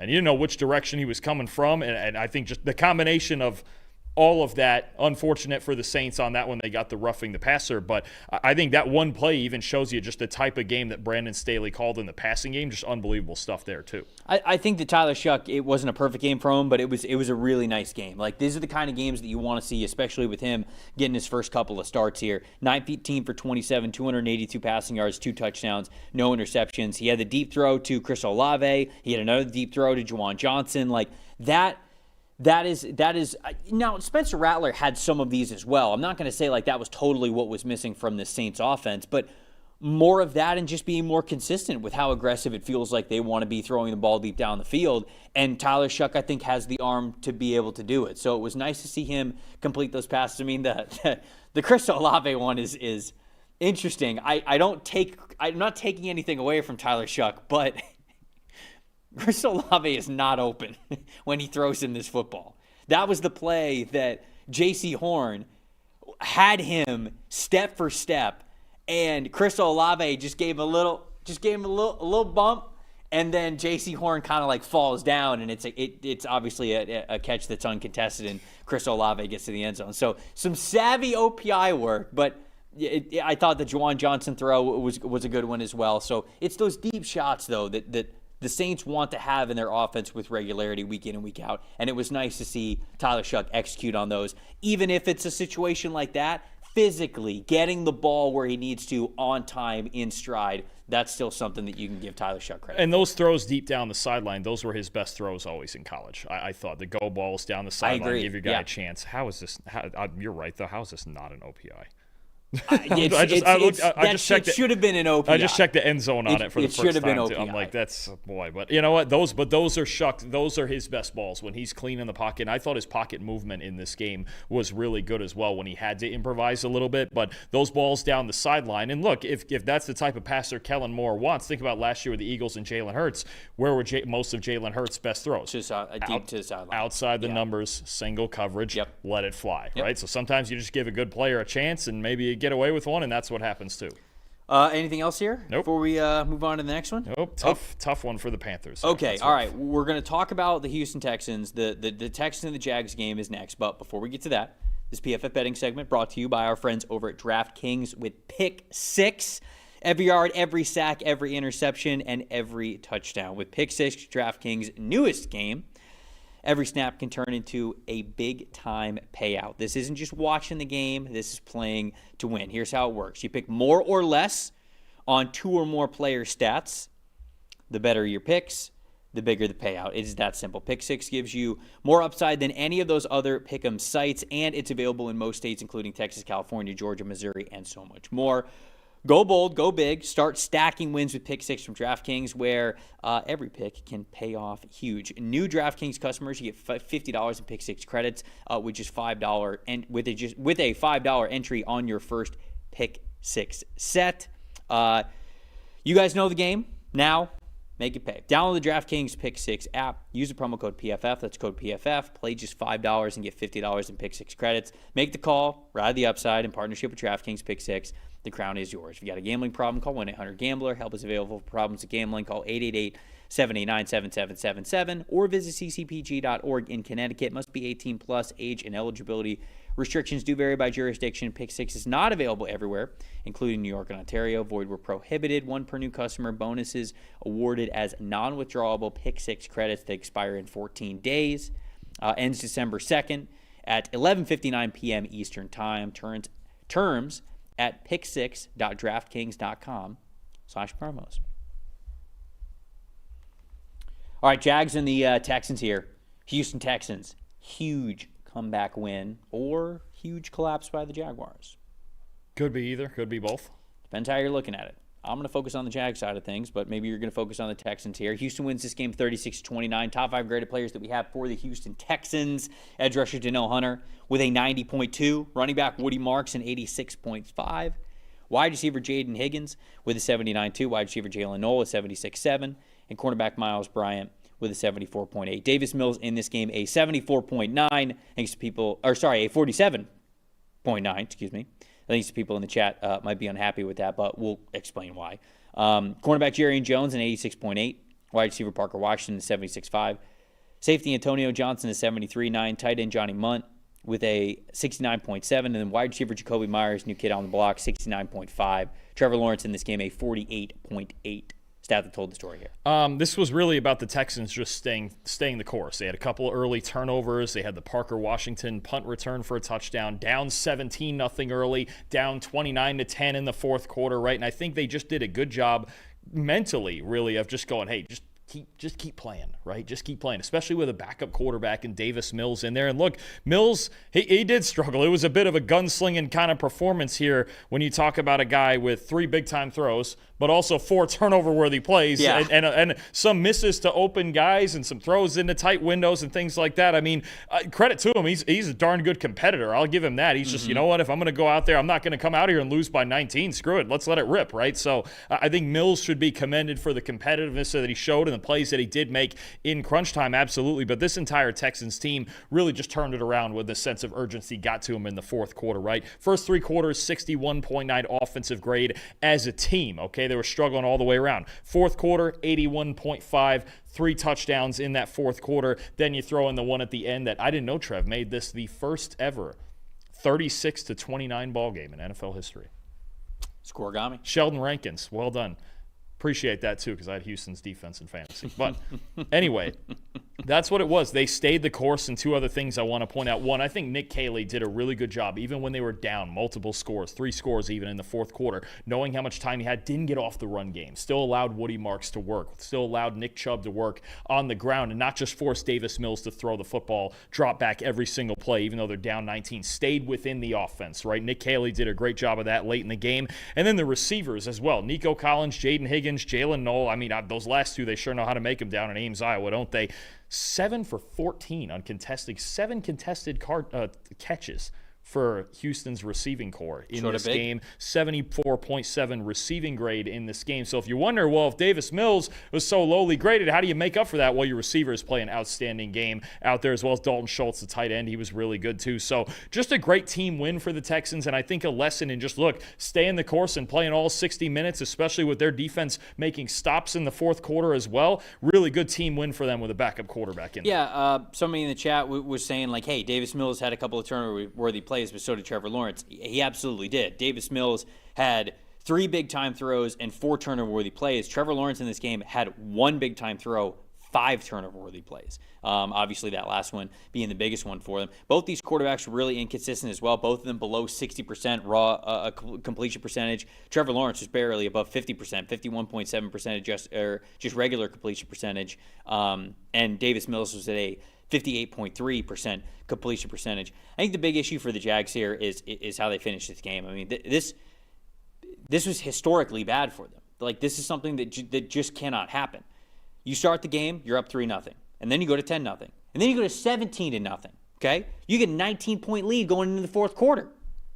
26 unanswered points in the fourth quarter, most ever given up in the fourth quarter in franchise history. The Jags had 9 offensive plays in the fourth quarter, while up 19 points, okay? This is what it was. 3 and out, 3 and out, 3 and fumble, or interception, whichever it was. Was it technically an interception? At the end? Yeah. I thought it was. Was it technically a fumble? I thought it was a fumble. I can't remember. Because the ball kind of came out of his hands, so I couldn't remember if it was caught or if it was off the bounce. Whatever it was. 3 and out, 3 and out, 3 and turnover to lose the game. That's how you lose. That's how you lose a 19-point lead right there. When the other team's hot and you can't even get a first down, can't even get 1 first down. Well, we talked about teams that you don't have a lot of faith in if they don't run the ball well. I do have more faith in the Jaguars than I do the Panthers right now, but the Jags are probably one of the bottom 5 teams. Without Brian Thomas and Travis Hunter, you probably don't. Well, that's obviously that's very true, and that goes into it too. But when you look at Travis Etienne in this game, 16 carries, 58 rushing yards, 3.6 yards per carry average. He had a touchdown in this game, but Bashal Tutin, 4 carries, 5 yards. I think he got hurt in this game. Trevor Lawrence had 5 carries for 35 yards, 7 yards per carry average, but some of that was scramble stuff. The Jags just were not able to run the football well, and I'm not going to lie. I get nervous when the game is on Trevor Lawrence's shoulders. I get nervous now because does he have the capability of winning the football game? Yes, he does. But there are way too many times when it's completely up in the air whether he's going to do that for you or not. Well, and keep in mind, I think the one interception he threw was, remember, the Stingley one at the end of the first half. So that last play was a fumble. Keep in mind, too, right. Lawrence, you mentioned it. Now, without the receivers, is it a little unfair? Sure. But even when they were in there, this passing offense was struggling, right? And that's why I'm not really shy to say that he still has those struggles even without those guys. To your point, and obviously there wasn't much. It was, 30 seconds or so left at the end of the fourth quarter. But with Cam Little, you don't need much. Right. Look at Trevor Lawrence, and to your point about him not being able maybe to carry you. End of the first half, 2-minute drill, could put more points on the board. Ball's a little behind. Derek Stingley makes a great play, interception. The end of the game, could get in position. You get to midfield. Cam Little's got a shot. Couldn't get it done, strip sacked, fumble, game over, right? So I think it is a problem. Even with Brian Thomas and Travis Hunter healthy, they had a hard time throwing the ball vertically. And in this game, when the Texans, look, you give this Texans defense a second chance because they struggled early. The offense put them in bad spots, but it wasn't that pretty early for the Texans defense. You give them a chance to make stops and get that momentum going. You got a real problem on your hands, and you don't want to be in obvious passing situations against them. I think it is a legitimate question to ask at this point with Lawrence. Can he do it? Because this Jags team, they had been winning with running and defense. Now the defense let him down the second half, and it's the secondary has been struggling the last few weeks.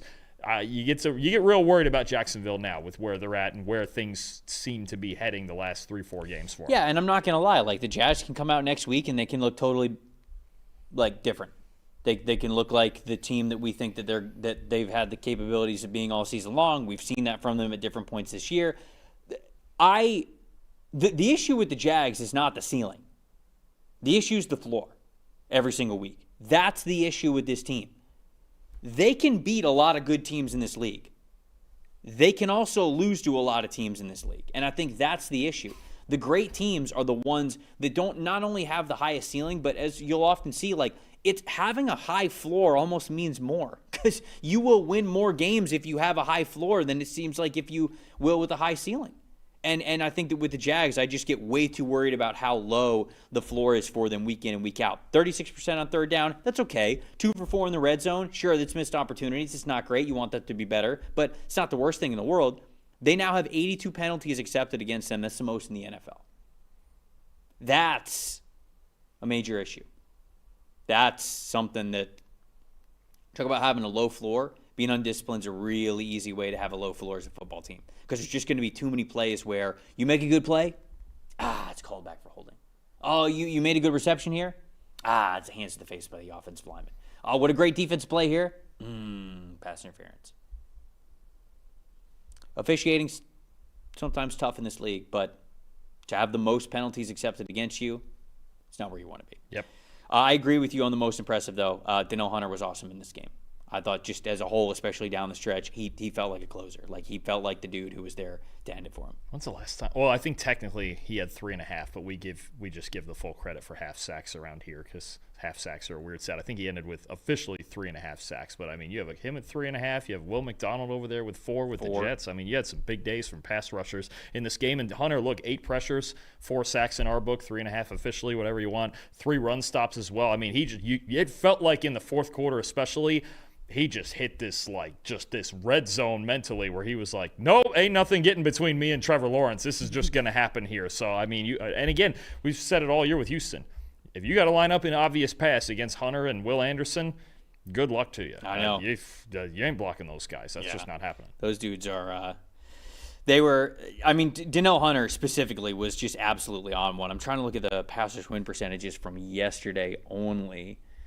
Where were we here? Because Anderson has sack, 19.4% passers win percentage. Man, Hunter was up to 31.3% passers win percentage. That'll do. That absolutely will do. Yeah, just 2 of the best in the NFL. Don't fall behind the Houston Texans. That's the rule right there. Recipe for disaster. There's no doubt about it. All right, the Cardinals and the Seahawks. This game was over very quickly. Seattle wins this game 44-22. Their top 5 graded players that we had.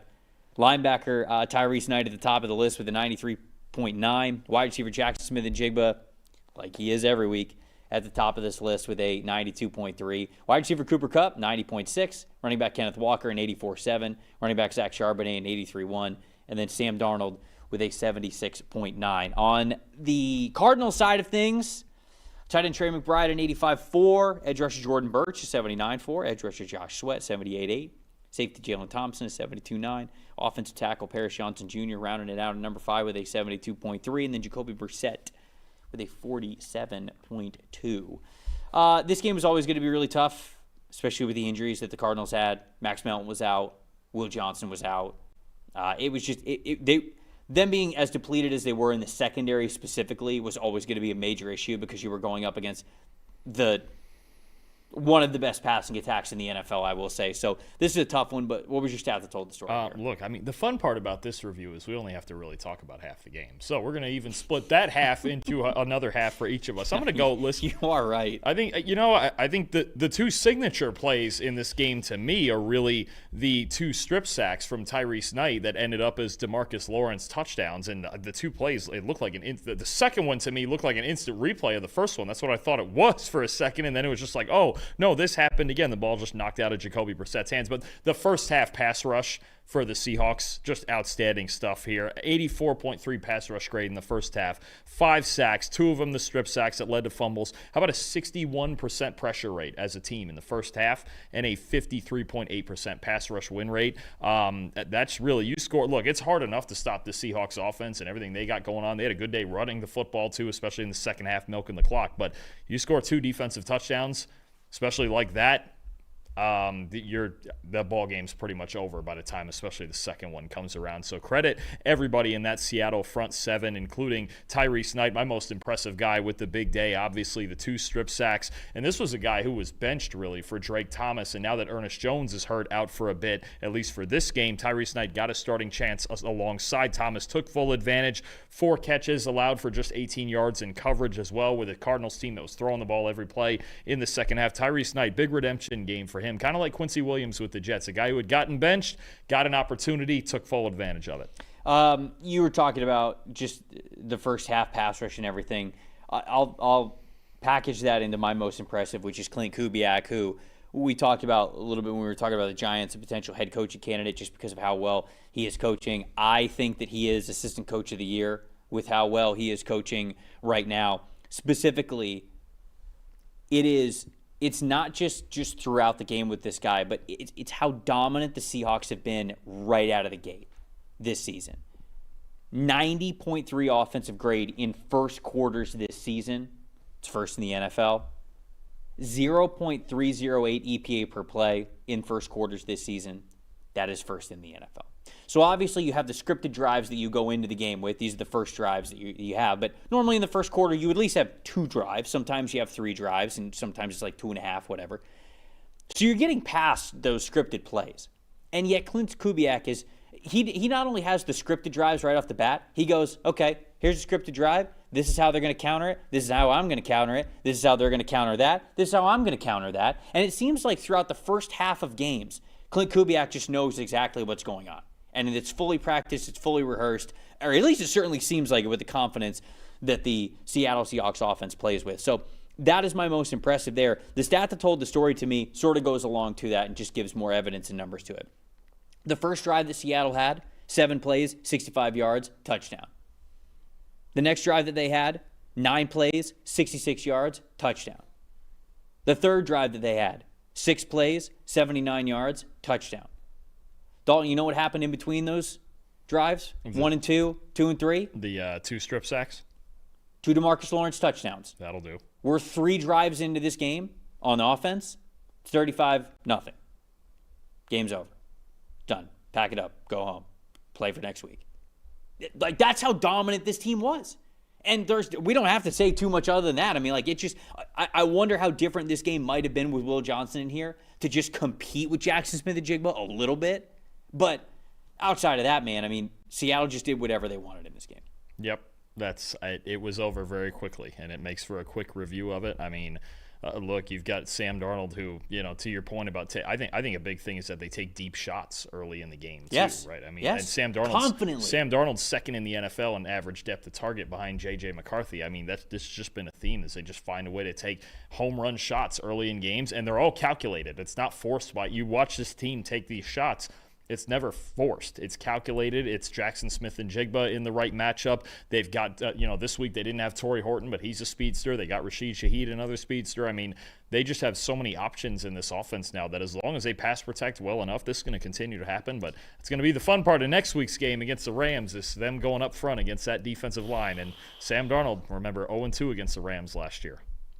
I cannot wait for that game. We'll talk about the Rams here in a second, actually, is this next game. My most disappointing, I know that you have this as well, the Cardinals' interior offensive line. It was, their offensive line as a whole, sort of the same conversation that I was having with the Cleveland Browns. I can't believe that these two teams went into this year and were just like, nah, we're good. No, all right. I mean, the Cardinals didn't draft an offensive lineman until the 6th round. You've got Paris Johnson and a whole lot of semi-passable. And I don't mean to necessarily single him out. I thought that Evan Brown was the most disappointing in this game.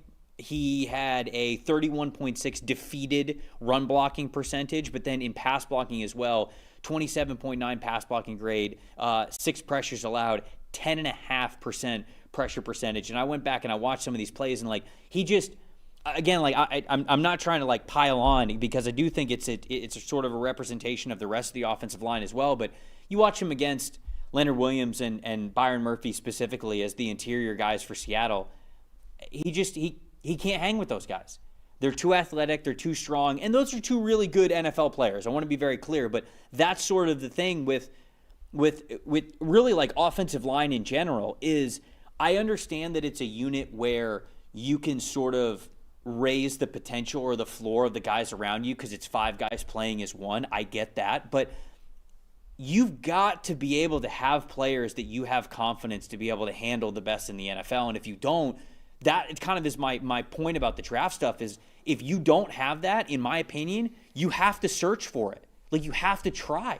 And there are too many teams this offseason where, whether it was just because they felt like they're paying these guys contracts or whatever it was, they sort of went into this season, they were like, nah, we're good. We'll be all right with the guys we have. And unfortunately, Arizona was one of those teams where I looked at it and I went, I think they could be okay, but how much better than okay, and how much lower than okay?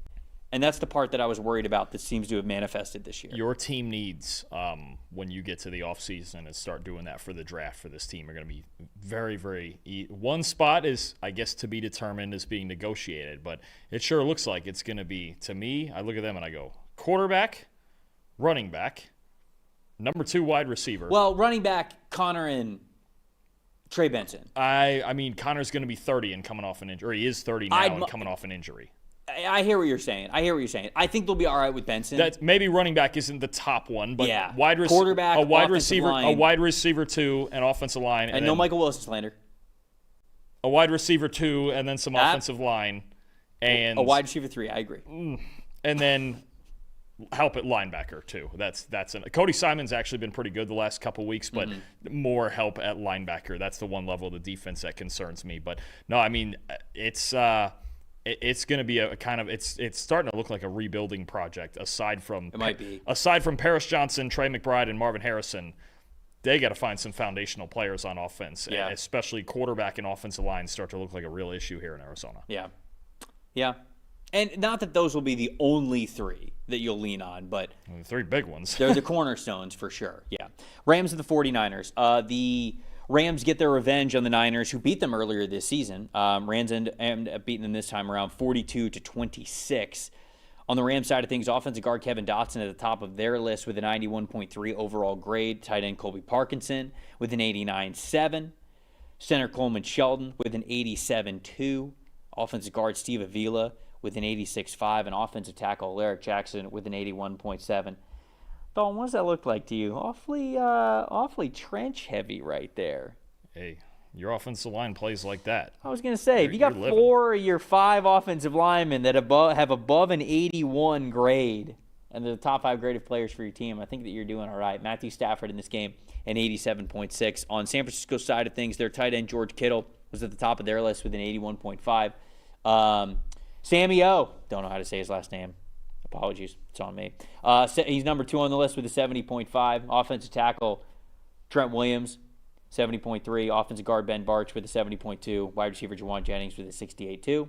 Mac Jones a 69.3. Seth told the story here, Dalton. Trev, I got a couple of weird things, okay? The score, because we have another 44-22 game coming later. 44-22, all right? We've only had, including this week, 4.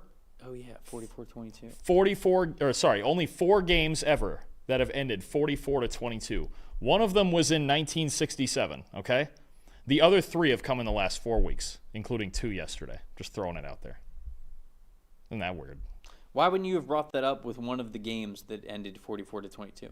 Because I forgot to, and this is only the second also 42-26 game ever because I forgot. Okay, all right. For a second, I forgot which game was 44-22 and the other one actually because now we're getting I was looking at it and I had the stat for this one and the other one mixed up because it's been a long morning and I was up at 6 a.m.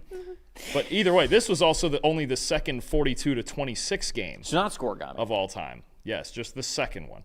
Okay. First one, 2001, Peyton Manning throwing 4 touchdowns with the Colts against the Bills, 42-26. Nice. So we've got the 2 games, 44-22, are a little weird, and this is a weird score. But either way, I also have a record setter here for the Rams. All right, let's hear it. 93.6 offensive grade as a team, best they've ever had, best that the Rams have ever had in the history of PFF, the 20-year history. That's how good they were. You talk about those offensive linemen and Stafford and the tight ends and the 2 backs and Puka Nacua doing everything that he does. Mm-hmm. You just were not stopping the Rams on this day if you were San Francisco. And look, the Niners, they've got all their injuries on defense. And look, the first time they beat them, they still had Fred Warner, right? I mean, they just still had enough. They just couldn't compete with this team. And look, the Rams, I think the facts are pretty simple. That's why I'm going to highlight their offensive line as my most impressive. How about a 93.2 grade as a unit, a 94.8 run blocking grade as a unit, and they only allowed 7 pressures all day. Yeah. If their offensive line plays like that, because that's really, to me, the one big question, especially with pass protection the way it was last year. And this year it's been shaky, starting to look like the fully healthy version of themselves and getting it together. If the Rams' offensive line plays like this, they're not losing. That's simple. That goes for most teams, but especially with the way Stafford's throwing the ball, and sometimes you can get the clean and pressured splits with him as an older quarterback. If their offensive line plays like this, they will not lose. I don't care. I don't care if it's the Niners, the Seahawks, the Eagles. I don't care who. And that's the big question is when you're playing those teams like Philadelphia or even eventually Green Bay or somebody like that who can really rush the passer. Can you block those teams? Now, this is a Niners defensive line that's just decimated. They don't have anything right now. But if their offensive line plays anything close to this, regular season, postseason, they're not losing. And Stafford's going to win an MVP with them blocking like that. So I totally agree with you. And I'll take it a step further or bring another piece of evidence to the table of why you should have faith in this Rams team, okay? The first 3 possessions for the Los Angeles Rams in this game. Touchdown, touchdown, touchdown. It's 21-0, pass the sticks, you're done. Okay? 21-0, you basically feel like you got the game in hand. But of course, as the saying goes, a lot of football left. Game starts to slow down a little bit. The 49ers score a touchdown right before half. And then the 49ers score a touchdown to open the second half. Doubling up. Gotta love it. So now all of a sudden, it's 21-14. Now you're in a spot where you go, okay, now we got a football game here. What I want to highlight is in the second half, when the game becomes more of a game, it's 21-14. The Los Angeles Rams then had 3 possessions in which the 49ers scored a touchdown in the second half. That first one, and then 2 more that happened after that, because the Niners went touchdown, punt, and then it was touchdown to touchdown. Those drives were drive number 5 number 7, and number 8 for the Los Angeles Rams. Every single time the 49ers scored a touchdown, you know what the Rams did? Answered. Scored a touchdown. Answer the call. That's the kind of team we're talking about here. That's the kind of head coach we're talking about. It's the kind of quarterback we're talking about. It's the kind of skill position players and veterans that we're talking about. It's the kind of offensive line that we're talking about. When you have the ability to get punched in the mouth and throw a haymaker back, that was because that's the thing. I think a lot of people are going to look at this game and they're going to go, final score 42-26. It was 21-0 at the end of the game. This game was never close. And that's just not the story of how this game should be told. The story of this game should be the fact that it was a one-possession game in the second half.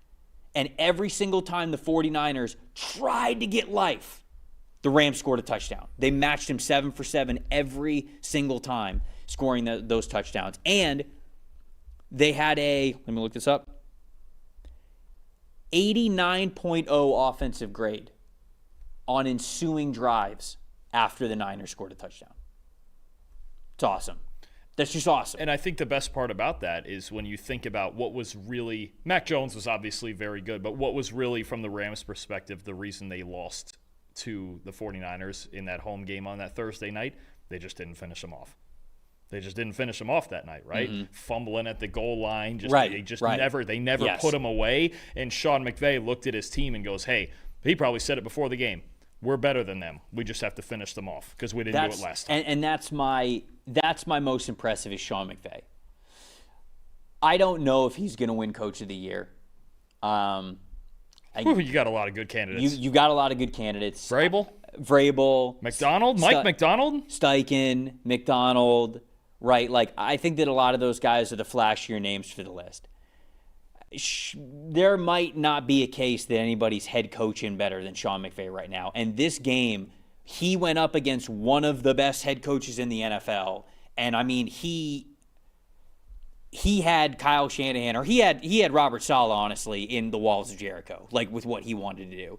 The Rams roster, when it is fully healthy, is and in this game there were a lot of examples of this.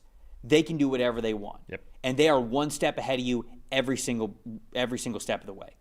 When they're running the football well at a heavy personnel, because they got 3 tight ends, they are not afraid to put on the field at any point in time. When they go heavy personnel and they run the football and they start to have success running the football and they force you to get out of a nickel and go to base, guess what they're going to do? They're going to throw the ball then to those tight ends. Okay? When they start spreading the ball out a little bit more, right?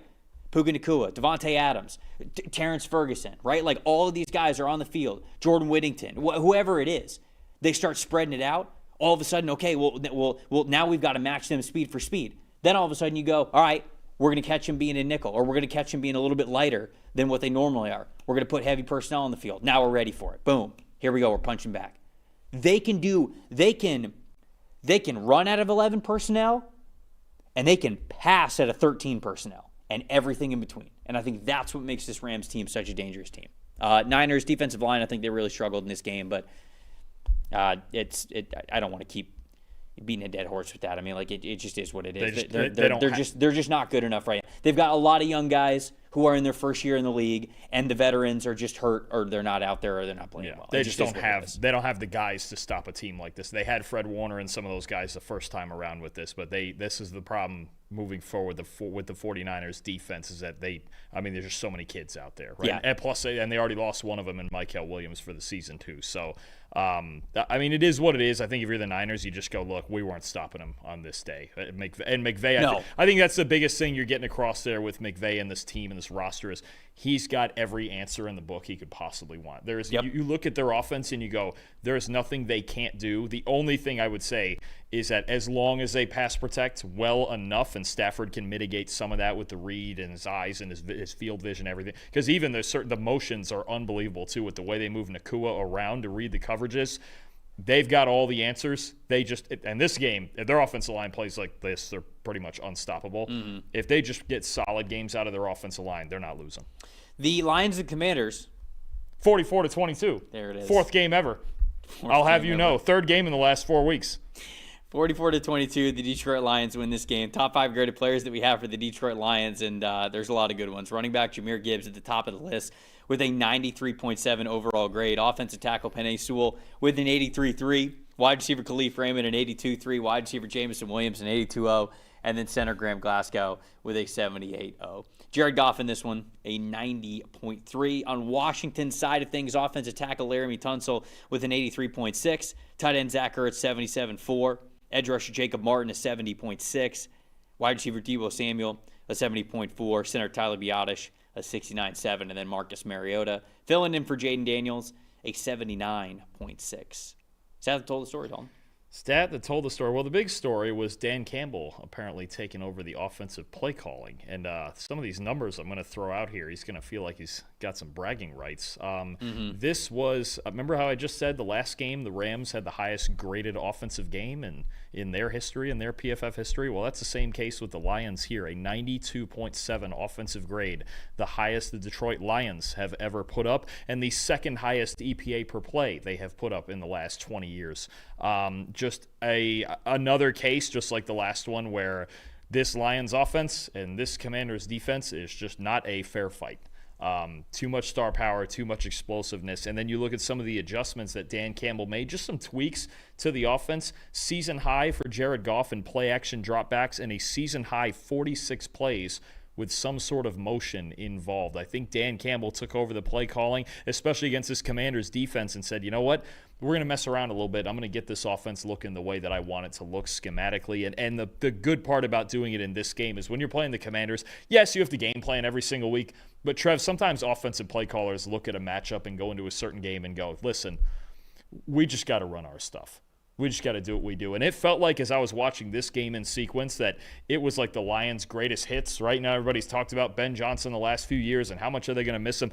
Dan Campbell, he went back to play action, in cuts. There was some quick game stuff on the outside, working inside the numbers. That was really good. You got those hard action under center with the tight end going shallow, working across, and all the misdirection for linebackers. You got the zone run game obviously going with Jahmyr Gibbs, and he just had an outstanding day. But that's what it felt like, is Dan Campbell just said, you know what, these are the things we do best, and we're going to keep pushing that button until somebody stops us. Now, this Washington team, they're not stopping anybody, so it was almost further offense to me. After a while, especially in the second half, felt like a glorified practice. We'll see if the foundational stuff keeps working, because they got a big game coming against Philly. Also, huge game, especially for NFC playoff seeding and all of that. But this was classic Lions football right here on the offensive side. Yeah, I mean, they were back to the version of the Lions we feel like we're used to seeing every single week. And Jahmyr Gibbs was excellent in this game. But to be honest with you, I don't say this to take anything away from what the Detroit Lions did. The Commanders stink. I mean, they're one of the worst defenses in the NFL, and it's tough right now. They have the worst EPA per play allowed so far this season. Their 36.5 coverage grade as a team is the worst in the NFL through 10 weeks. They have a 47.2 overall defensive grade. The big issue with the Commanders is I just looked this up. Along their defensive line, just their defensive line, they're ranked 19th in pass rush win percentage. Sort of same range when it comes to like total pressure. So they're bottom half of the NFL when it comes to pressures that are generated. They have the worst coverage grade in the league. And their linebackers, Bobby Wagner, where he's a high IQ run defender, he's not the coverage player that he used to be.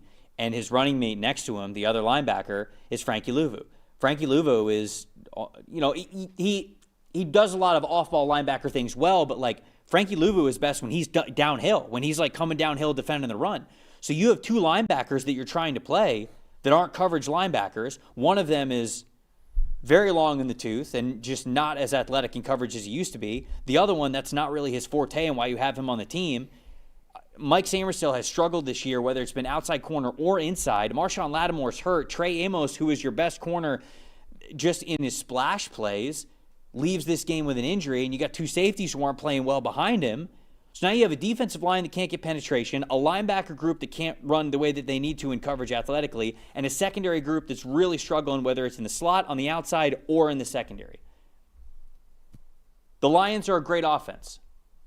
They've got great playmakers, and I think Dan Quinn taking over play calling, I don't know if this is going to like be a bad like chemistry thing in the long run with him taking back play calling. But like, it's cool that he kind of says like, yeah, I wanted to take it back. That's my identity. I want the team to be my identity kind of a thing. And I wanted to create a spark. So Dan Campbell taking back play calling and being able to see an offensive output like this is good if you're the Lions. The Lions did a lot of really good things in this game. Somebody in the chat was asking about Jared Goff and his really high passing grade.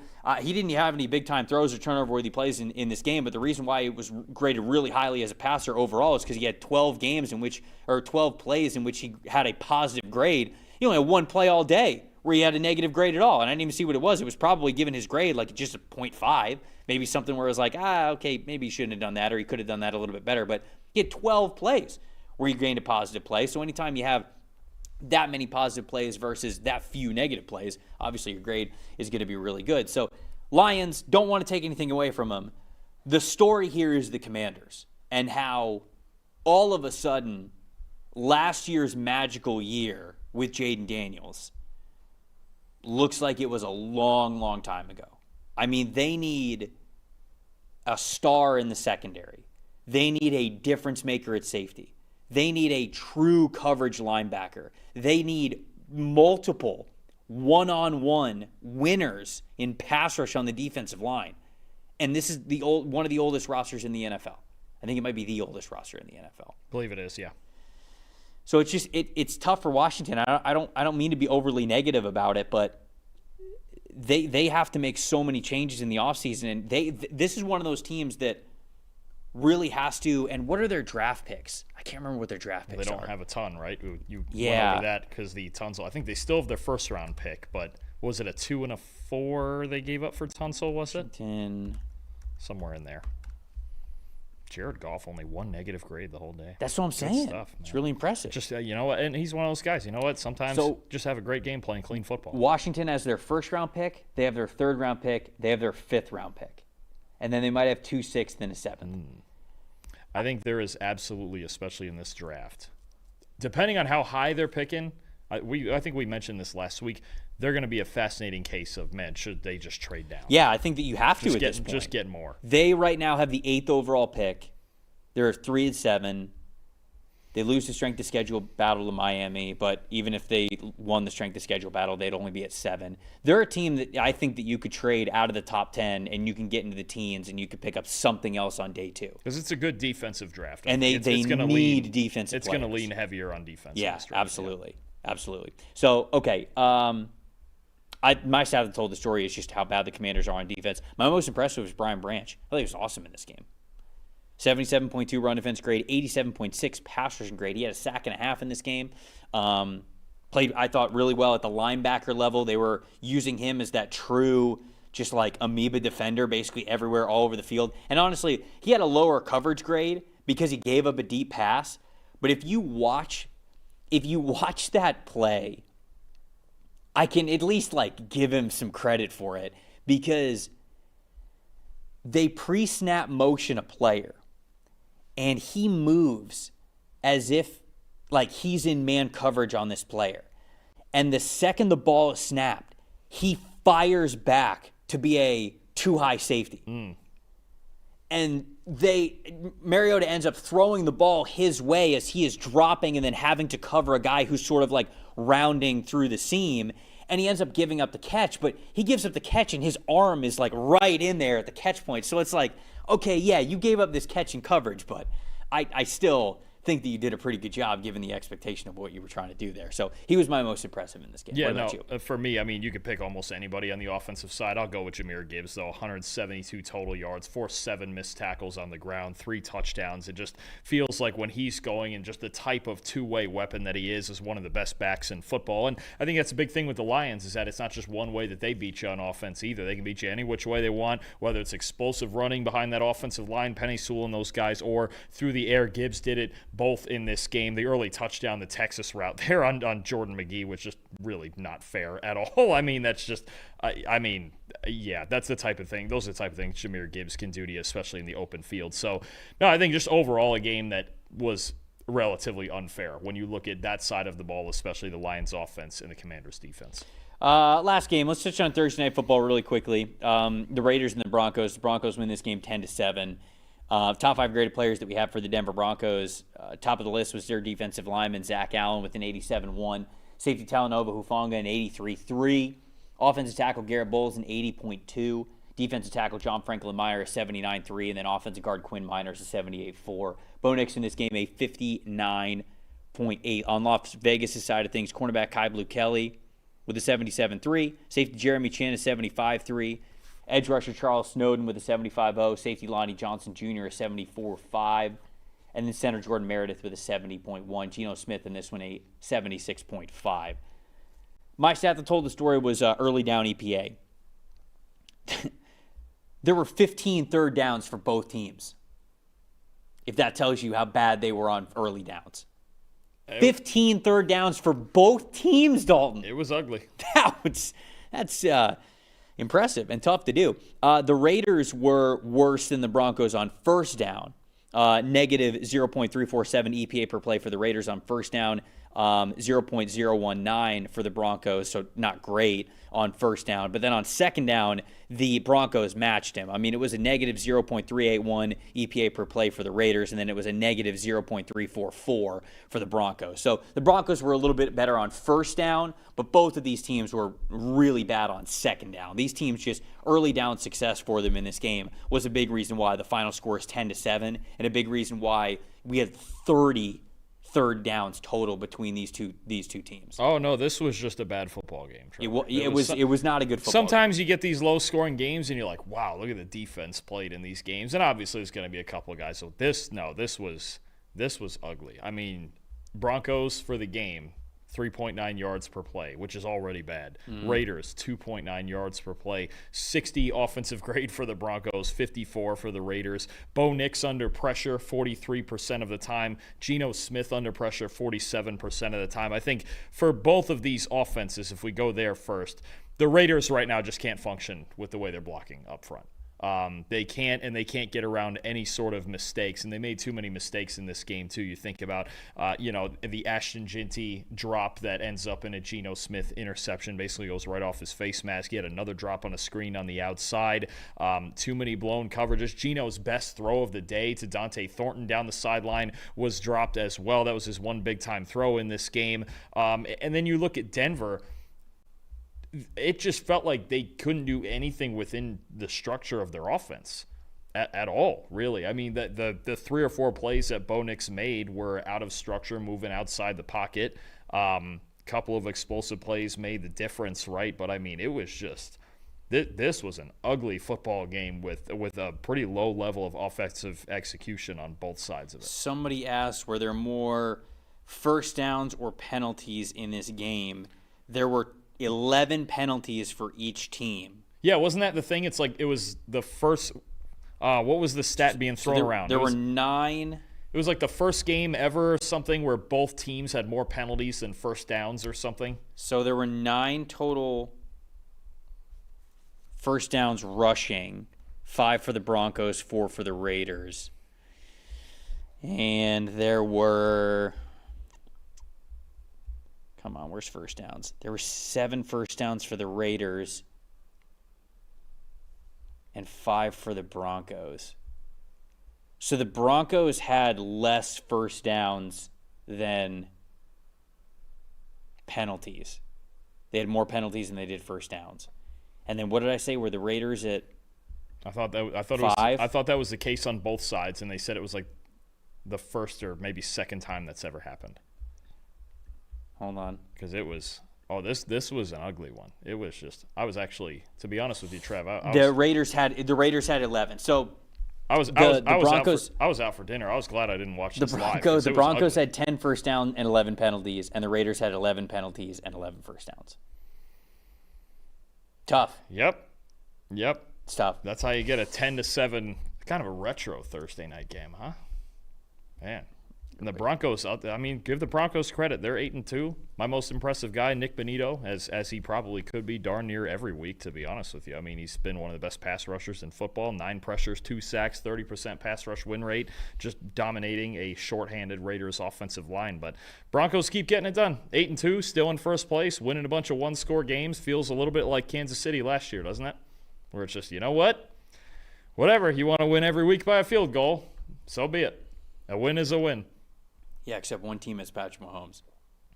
Well, yeah, but we worry about that later. My most impressive was Talanoa Hufanga. I thought he was great. Oh, yeah. I thought he was great. He's really come on the last few weeks. He's super confident right now. He's playing like he was with the 49ers. He's all over the field. So, throwback game? Is that the nice way to say it? Throwback Thursday? Well, no, this wasn't just throwing back Thursday. It's like throwing back to the 40s. That's what I'm saying. Yeah. Just a really vintage football game, 10-7. Oh, man. That's what I'm missing. Man, we kept talking about Seahawks and Rams next week. We get Chiefs-Broncos next week in Denver. Ooh. Man. Is that a primetime game? 4:30, 4:25. When's the Rams game? Is it the same time? They might both. Well, they're not going to be at 1. I mean, I think they're both 4:00 games. Because what's the primetime game? The Sunday night game next week is Lions, I think, and Eagles. Oh yeah, Lions, Eagles. Look at this 4:00 slate we're about to have next week. We've got Seahawks, Rams, and Chiefs, Broncos. Ravens, Browns. 49ers, Cardinals. Hey, the Browns won. The Browns beat the Ravens in Cleveland last year. Don't mess around now. Yeah, and in the 1:00 slate we have Bucks, Bills, Bears, Vikings. The Panthers play the Falcons. Your Jets take on the Patriots. Thursday night football. Oh, that's Thursday. Oh boy. Good for you. See, but the Good for you. problem is, I'm happy for see, you. I'm scared though because we only beat teams from Ohio. They're going to want me to go out the other door back there. Yeah, they are. I could hear the audible boo. That's our sign to get out of here. Appreciate everybody watching the show. Running through all the games with us here. If you want to see all the numbers for yourself and more, PFF Plus subscription is the way to do it. PFF NFL Show 25. That's a promo code to get 25% off a PFF sub, so you guys can see all that good stuff. If you'd love to get involved in the show, I'd love to hear from you. sales@pff.com. Love to go back and forth with you. Dalton, how many games have we got for the college preview this week? 10. I think it's 10. Okay. Pretty sure of it. We got some big ones. SEC popping off this week. Not Florida. Texas, Georgia. Not Florida. Not Florida. Not Florida. We almost thought about it. No, don't. Going to Ole Miss. Don't. Not going to pull an upset at Ole Miss in front of your future coach, Lane Kiffin. Future New York Giants coach, Lane Kiffin. There you go. Yeah, future New York Giants head coach. Starting Lane that rumor. Lane Kiffin's leverage just by the week, it just gets better and better. Man, do we think Jackson Dart's called him already? Yeah, probably. Yeah. Just send him a text. Lane Kiffin. How you doing? From FAU to New York. How about it? What a story. I don't think we're getting there. FAU legend, Lane Kiffin. Don't forget it. We got so many more videos that are coming up for you guys this week. We got film breakdowns from Dalton. Obviously, the social channels are going to cover everything, all the breaking news, all that good stuff. We're going to be back with you guys for the preview show Wednesday at 1:00 p.m. Eastern Time. So make sure you guys are subscribed to the channel. For everybody behind the glass producing the show, for Dalton Wasserman, I'm Trevor Sikkema saying thank you guys so much for watching the PFF NFL show. We will see you on Wednesday. See you guys then.